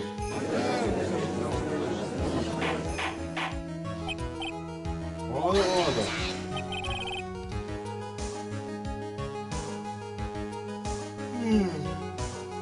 What does reporting the crime a little late prove for the defense? The witness can't explain what he was doing for those 15 minutes. That is reason enough to throw suspicion on his testimony. Yes, this is very true. What do you have to say for yourself, witness? Then I bet this phone really is his Nick. He must have killed Dustin to get his phone back. No. But Maggie said that she was going to return it to him. So there was no reason for him to kill for it. And on top of that, we still have the phone she found anyway. But if he wasn't looking for a cell phone, maybe he was looking for something else. Was he? Mr. Wright? Yes, Your Honor? Do you have any thoughts you would like to share with the court? Can you offer an explanation as to what the witness was doing during those 15 minutes? There is only one possible explanation. Alright, let's hear your explanation. However, be forewarned that if your explanation is not persuasive, you will be penalized. Think carefully before you present, Mr. Wright. Yes, Your Honor. I probably shouldn't have said there was only one possibility. Please present to the court the one piece of evidence that will answer the following. Why didn't the witness call the police right away?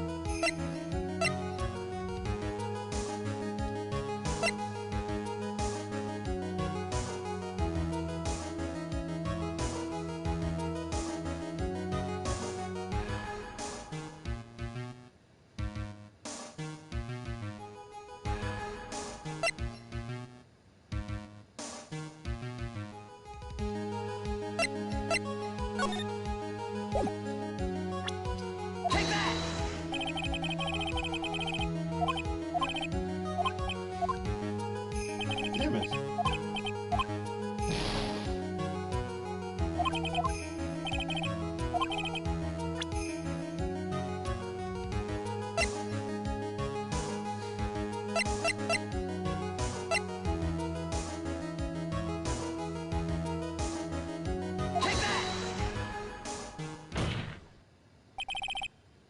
Mr. Wellington. What? Don't do that, you almost gave me a heart attack. These are your glasses, aren't they? Yeah, where did you find? I believe the court all heard what you just confessed to. That these glasses are in fact yours.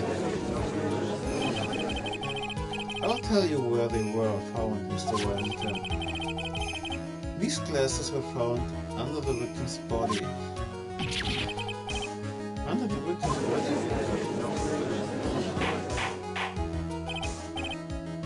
Order! No, wait a second, hold on. I didn't confess or confirm anything.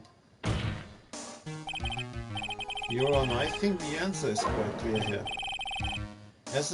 As he fell, Dustin Prince grabbed the culprit's glasses. The culprit knew that he had to find his glasses and searched frantically for them.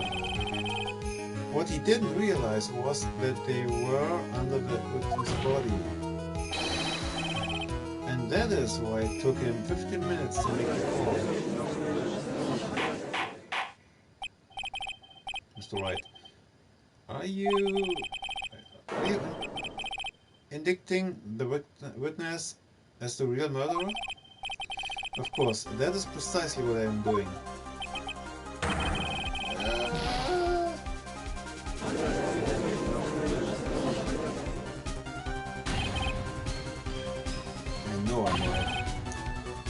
the real murderer. Did you figure it out, Nick? More or less? Turns out this cell phone was the key to this case after all. Anyway, now is our chance to deep six this guy. I'll sink him in one shot. Yeah, this is so exciting watching you work again. Moin moin!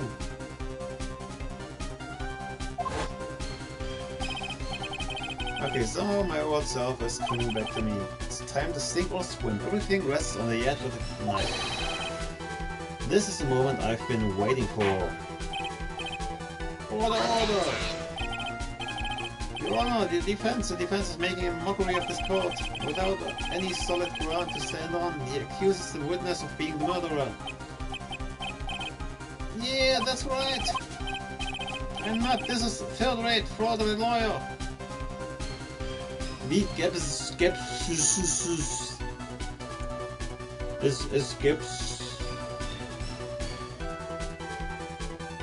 denen geht's gut. Die fangen fette Mäuse. This third-rate fraudulent lawyer. In that case, why don't we look at it from a different perspective? Let's hear your explanation as to why you are not the murderer. Why, that's easy. For example, there's the name the victim wrote. What about that? Oh, you mean the name Maggie? Yeah, even an idiot like you can read that, right? But we already know this was not written by the victim himself. After all, the defendant's name is Maggie, and the victim was left-handed. In other words, in order to make the defendant look guilty, the real criminal used the victim's right hand to write her name on the ground. But wouldn't that mean the real criminal was someone the defendant knew? Otherwise, who else would the person know her name was Maggie? That is a good point. The witness didn't even know of Miss Bird before this trial. Oh, I forgot. Was there any way this creep could have known Maggie's name beforehand? There was a way, yes. It would be best if I could prove that the witness had a chance to learn that the defendant's name was Maggie. Now will the defense please present its case? Now could the witness have known, how could the witness have known the defendant's name? Oh, by phone. Mr. Wellington, you didn't have your cell phone with you on the day of the murder, correct? So what if I didn't? When you realized you had lost it, what did you do? What did I do? Didn't you try to find it by calling it? Why how did you... Your Honor, these questions have nothing to do with... Overruled, Mr. Wright, where are you going with this line of questioning? Do you think there's some relation between the witness's cell phone and the murderer? I do, Your Honor. On the day of the murder, Maggie Bird picked up a lost phone in the park. And she also received a phone call from the owner of the phone.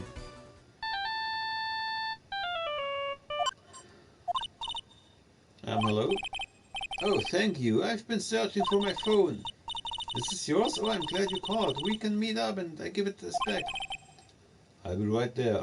I'm sorry, I didn't catch your name. You can call me Maggie.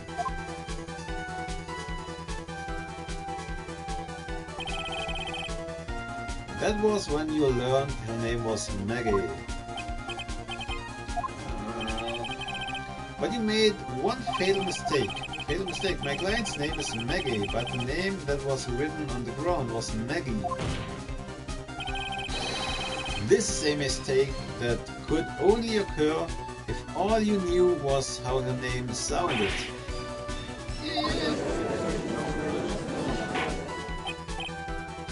Order, order! But Your Honor, the witness has no motive. And your point is? It's very simple, Your Honor. A person usually would not kill someone without a reason. Mr. Wellington had no reason to kill anyone. That's absolutely correct. I don't have a motive. Mr. Wright, Your Honor, can you explain what motive this witness could have had? It's very simple, Your Honor. Are you sure, Nick? If I said I can't offer an explanation, then the trial's over, right? Yeah, but... Now then, please present to this court proof of the witness had a motive. Now I will show you. This one. Mr. Wellington's motive is right here. What is this? A list. A list of names of the Patriots. These phone numbers were pulled from the memory of the phone the defendant found. And we have determined that the people on this list are members of a certain group. You looked up all these numbers? Of course. This list of phone numbers was stored in the cell phone's memory. The names and numbers belong to people who are members of a certain con artists group. What? Con artists? Can you explain why these numbers were on your phone, Mr. Wellington? This is some outrage, an invasion of privacy. Looking at the phone numbers of a person's phone is a worse crime than murder. You're on the... Blah, blah, blah, blah. I don't care, Mr. Wellington. All I want is for you to tell us what this list is about. You think any of you, know what it's like to be a refined man such as me? Your Honor, this is unjustified battering of the witness. Objection overruled. Mr. Wright, what is the meaning of this? Why would the witness have the number of a group of con artists on his phone? Isn't it obvious? The witness is a member of the group.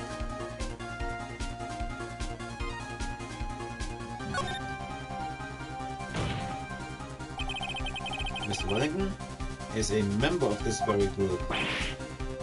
No! All of your friends' phone numbers are stored right here on this phone. If anyone were to look into these numbers, it would be all over for you. That is why you had to kill. No, this is too much.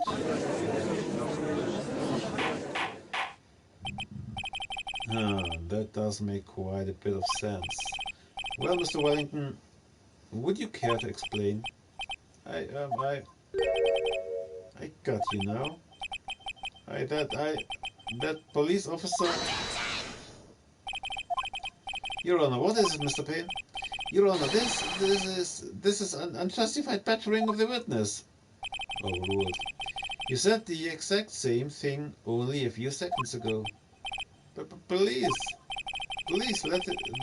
let's think about the content of the phone call. Hello? Oh, thank you. I've been searching for my phone. Is this yours? Oh, I'm glad you called. We can meet up and I can give it back. The defendant had already promised that he would return the phone. After that, all Mr. Wellington had to do was meet Miss Bird to get his phone back. Why then would he need to kill anyone? That's a valid point. What does the defendant think about this? The defense thinks...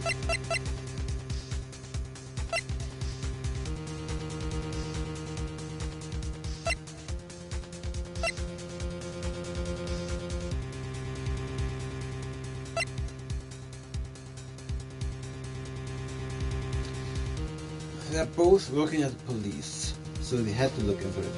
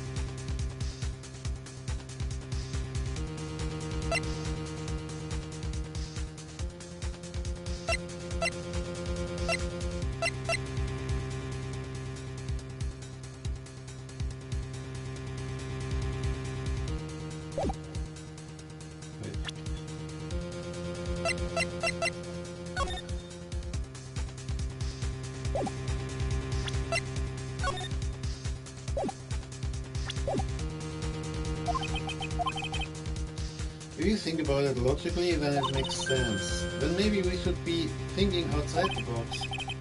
Yeah, if we think like that, let's see. Maybe that slime ball saw something at the crime scene that made him commit murder. Made him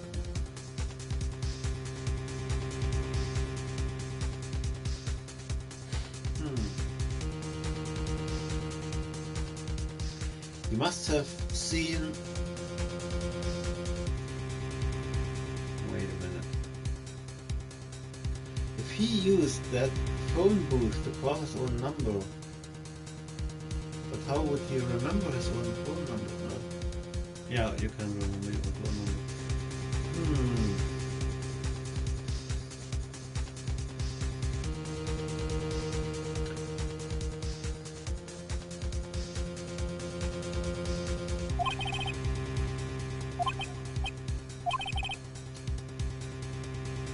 I don't think Mr. Wellington went to pick up his phone in a very friendly manner. But he was promised his phone, so why would he have been unfriendly to the defendant? I think he must have seen something that agreed with him when he got there. Like...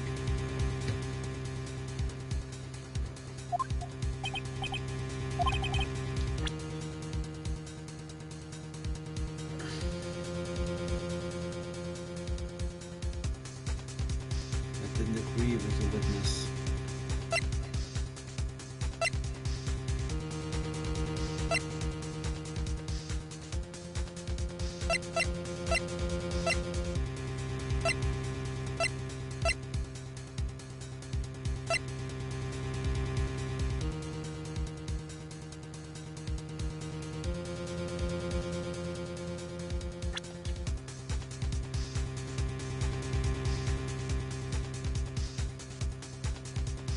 The uniform?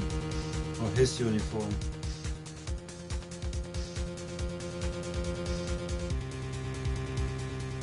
His uniform.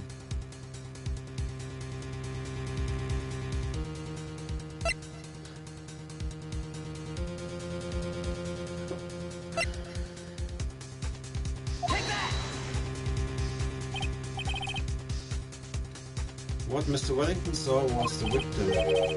The victim? You mean Dustin Prince? Dustin Prince had gone on his date right after his shift was over. With no time to change, he went to the park still wearing his police uniform. Oh. Exactly. The girl that picked up my phone is with a policeman.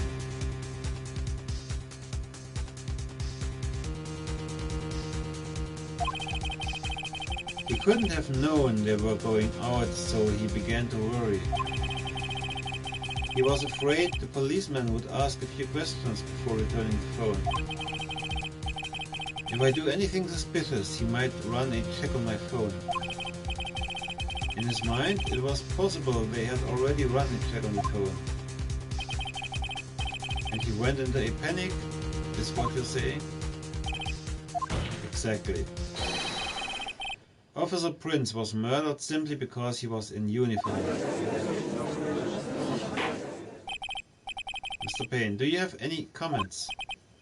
I am thinking... It seems the truth has come out at last. The witness, Mr. Wellington, you are...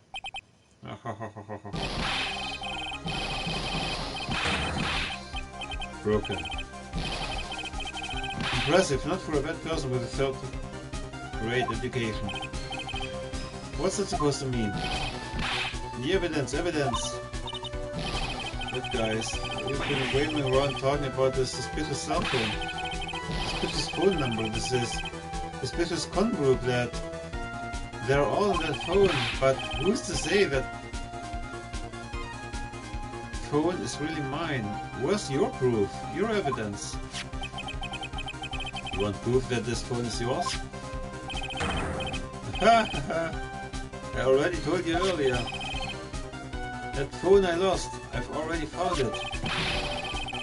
You don't have even the slightest idea who the phone in your hand belongs to. But you can be sure it isn't mine, you simpleton. What?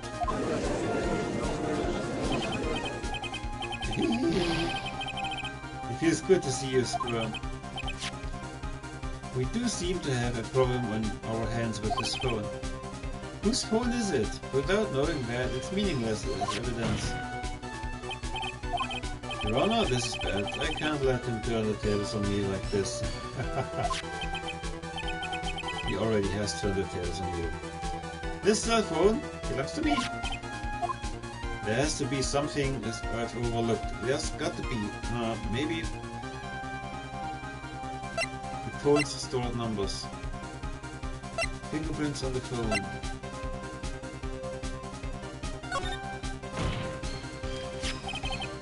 This phone has the names and numbers of those in the con group in its memory. I can show them to you, Your Honor.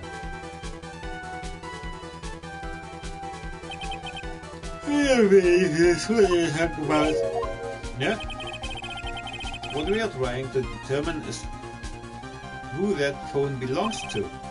Who cares about what phone numbers are stored on it? Besides, who knows? Maybe you went and added some of those numbers in yourself. But this is quite right. I'm afraid I have to reject the defense's proposal. It circles back to his arrogant annoying self again. This cell phone. Fingerprints. I got it. We should check for fingerprints. Fingerprints?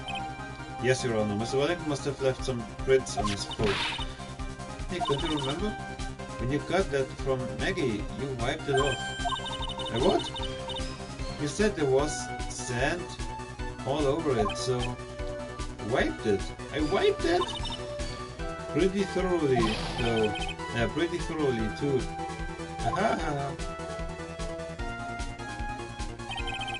It's so much fun watching third-rate trash babble like morons amongst themselves. He's made a complete recovery. How many times do I have to say this? My phone is right here, you see? Oh, and incidentally, you can't check the numbers stored on this phone. It must have glitched because all the numbers just magically disappeared. You've got to be joking. He erased all the numbers I was going to use as evidence. Mr. Wellington, what's this? By the tone of your voice, it sounds like you still have some fight left in you. Where did you finally find the cell phone?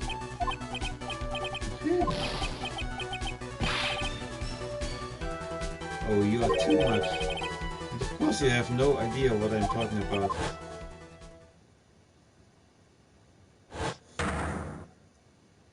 Oh my, now I remember.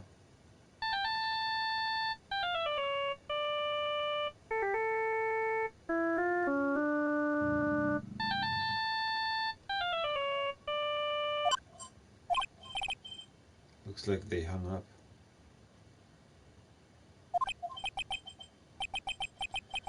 Ah, good, I finally found it.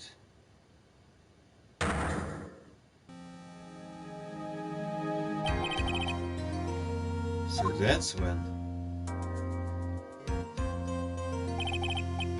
What's wrong, Mr. Attorney? Why the harsh glare in your eyes? Nick, we've worked so hard to get this far, but if you don't do something quick, he's going to get off scot-free. I know this phone has to be his. How am I supposed to prove something like that? Mr. Wright, if you cannot prove who the owner of that cell phone is, your indictment has no basis. and therefore no power. It looks like you came up a penny short. Where did I go wrong? Don't blame yourself, you're merely a third-rate lawyer. You only made one big mistake. Who are you? What are you? That's something you haven't figured out for yourself yet. Who am I? Who I am? The court hereby concludes this cross-examination. If that will be all, I'll have to bid you gentlemen and ladies goodbye. I have a reservation at that ultra-fancy restaurant on the upper side of town. Thank you for your assistance. You've had a stressful day, so please, bon appetit. What am I supposed to do? Am I supposed to just let it go at that? No. Please wait, Your Honor. Alright, Nick. I think I may be able to prove it. Prove it? Prove what, Mr. Wright? Everything. Your Honor, the cross-examination has already ended.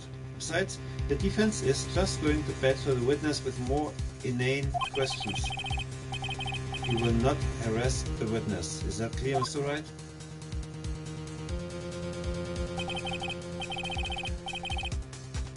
Did you hear that? No harassment allowed, Mr. Attorney. Please, Your Honor. Very well, but this is your last chance, Mr. Wright. You may present one piece of evidence to the court. You only get one shot at this. If you cannot prove everything, it's over for your client and for you. Do you fully understand? Yes, Your Honor. I'm sure you are well aware, Your Honor, that the cross-examination period is ended. Were you paying attention, Mr. Payne? I said that Mr. Wright could present only one more piece of evidence. Oh, now then, Mr. Wright. This is your last chance.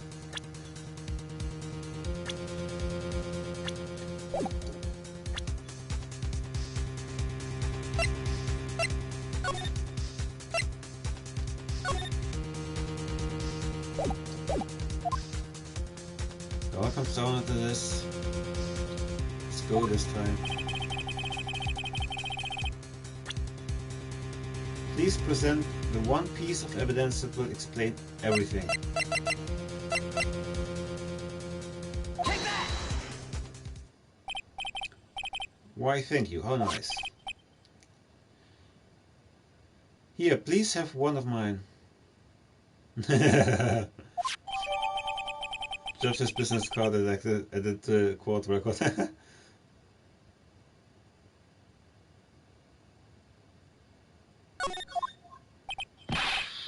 Wait, what am I doing?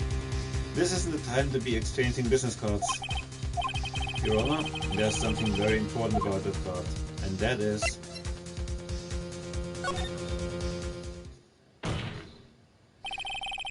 This card is important because of what is on the back. Huh? You wrote your cell phone number on the back, but that's exactly it. Can you please call this number from your cell phone? Huh? Right now? But court is still in session.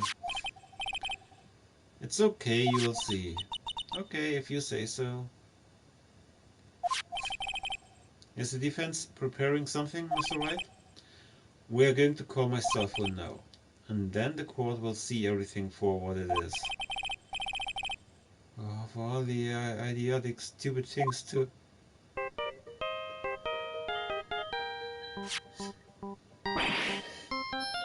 Yeah. What? Why is my phone? And what is it with the stupid sounding ringtone? Mr. Wellington. How strange. I could almost swear that you're holding my phone. You're... No, it can't. By the way, before I forget, thank you very much for the lump on my head this morning. I don't think I need to explain any further except to say... When you went to retrieve your cell phone, you mistakenly took the wrong one.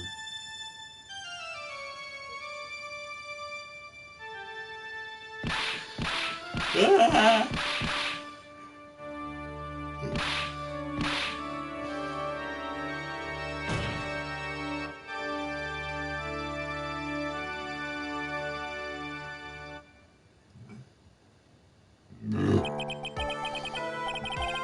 That is what happened. You were knocked out by Mr. Wellington. He's a man who lives on his pride and self-image alone. And in order to hide his involvement with the con artist group, he has become paranoid and has lost all ability to make rational judgments. And then Mr. Wright, the phone you're holding, it's Mr. Wellington's naturally. Speaking of that man, how is he, Mr. Payne? He was arrested and has been taken away, Your Honor. Very well. Now then, this court finds the defendant, Miss Maggie Bird, not guilty.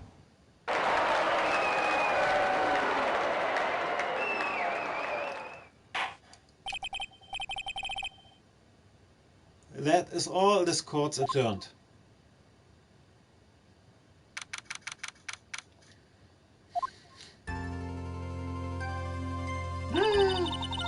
I knew that the real you would shine through eventually.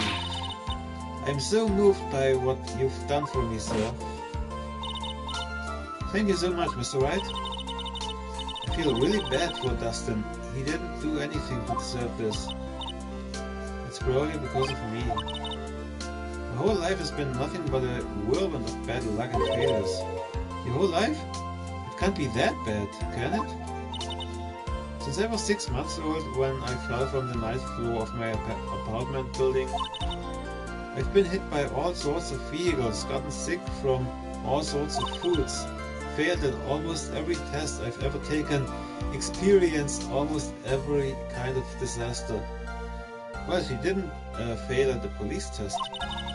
And never won or even tied a game of tic-tac-toe. My life has really been nothing but a string of disasters. That is pretty bad. Up until I went to college, I was known as the goddess of misfortune. And then at the academy, everyone called me Lady Luckless. Lady Luckless. What's worse is that my misfortune always seems to latch onto those around me. What do you mean? When I see someone in trouble, I always try to help. That's right. You were talking about this earlier. It happened again recently too, sir. There was an old lady pacing back and forth by a pedestrian crosswalk. I gave her my hand and before I knew it, we were having dinner at my house. I'm sure that Dustin's gone because of me. That's not true. That glove didn't even have any sort of special meaning.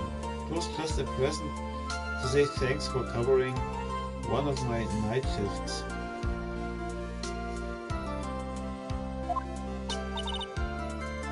Oh, I see. Everything is all my fault, Dustin's death. Your head being all messed up? Well, I don't think my head is that messed up yet. I'm going to find a new life for myself starting now. The next time we meet, I'm sure I'll have found a whole ocean's worth of good luck by then, sir. Yeah, after all the goddess of misfortune, it's only a me. You bet, I'm gonna make it. I promise. Next time we meet, I'll only be an unlucky person instead of a goddess. Yeah, that's the spirit. Well, Mr. Wright, Maya, I should get going. Okay, good luck to you. Thanks. You take care of yourselves too. Jeez, what a person. What a horrible day. I've got my memory back, but things are still a little fuzzy. But you're okay, and that's what counts. You really had me worried. Come on, let's go back to the office. I'm afraid to ask, but here goes. So this might sound bad, but who are you? What? I thought you said you got your memory back. At that moment, everything really did come back to me. Nice.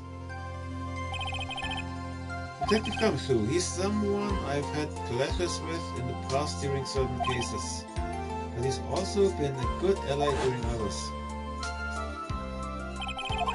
The judge, he's a lovable, kind old man who is easily swayed by other people's opinion, but in the end he always comes up with the right verdict. This person, I haven't got a clue. He seems to know me, but maybe he's mistaking me for someone else. And this girl, Maya. You finally remembered this is Maya Fey, my assistant. That's right, I have so many unforgettable memories about her. For example, Ethnic, what's wrong? You keep staring at me. Don't tell me you've missed me. Well, yeah, I suppose I have. I feel like I haven't seen you in ages. Huh? Well, I'm back now, so it's time for us to create new memories together. Alright, sounds good. All the phone numbers on my phone were erased by Mr. Wellington. I guess I have to start over from the very beginning. Come on, Nick, let's go to our usual burger joint. Okay, actually it hasn't even been that long since he came back to my life, into my life. And that story began on my rainy afternoon 2 months ago. 2 months ago. Episode 1, The Lost Turnabout, the end.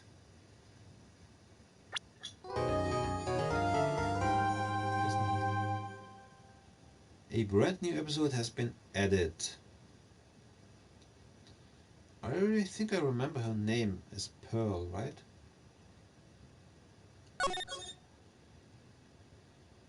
Saving content.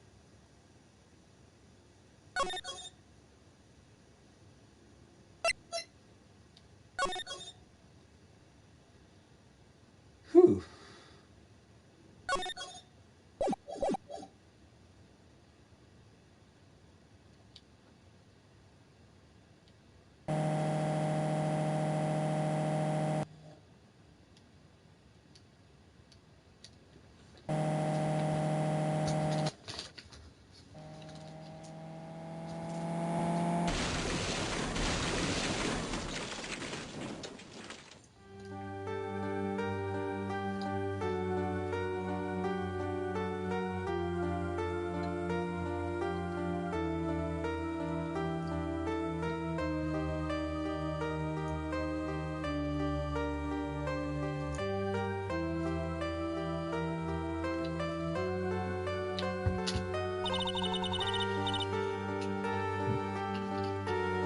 Alright.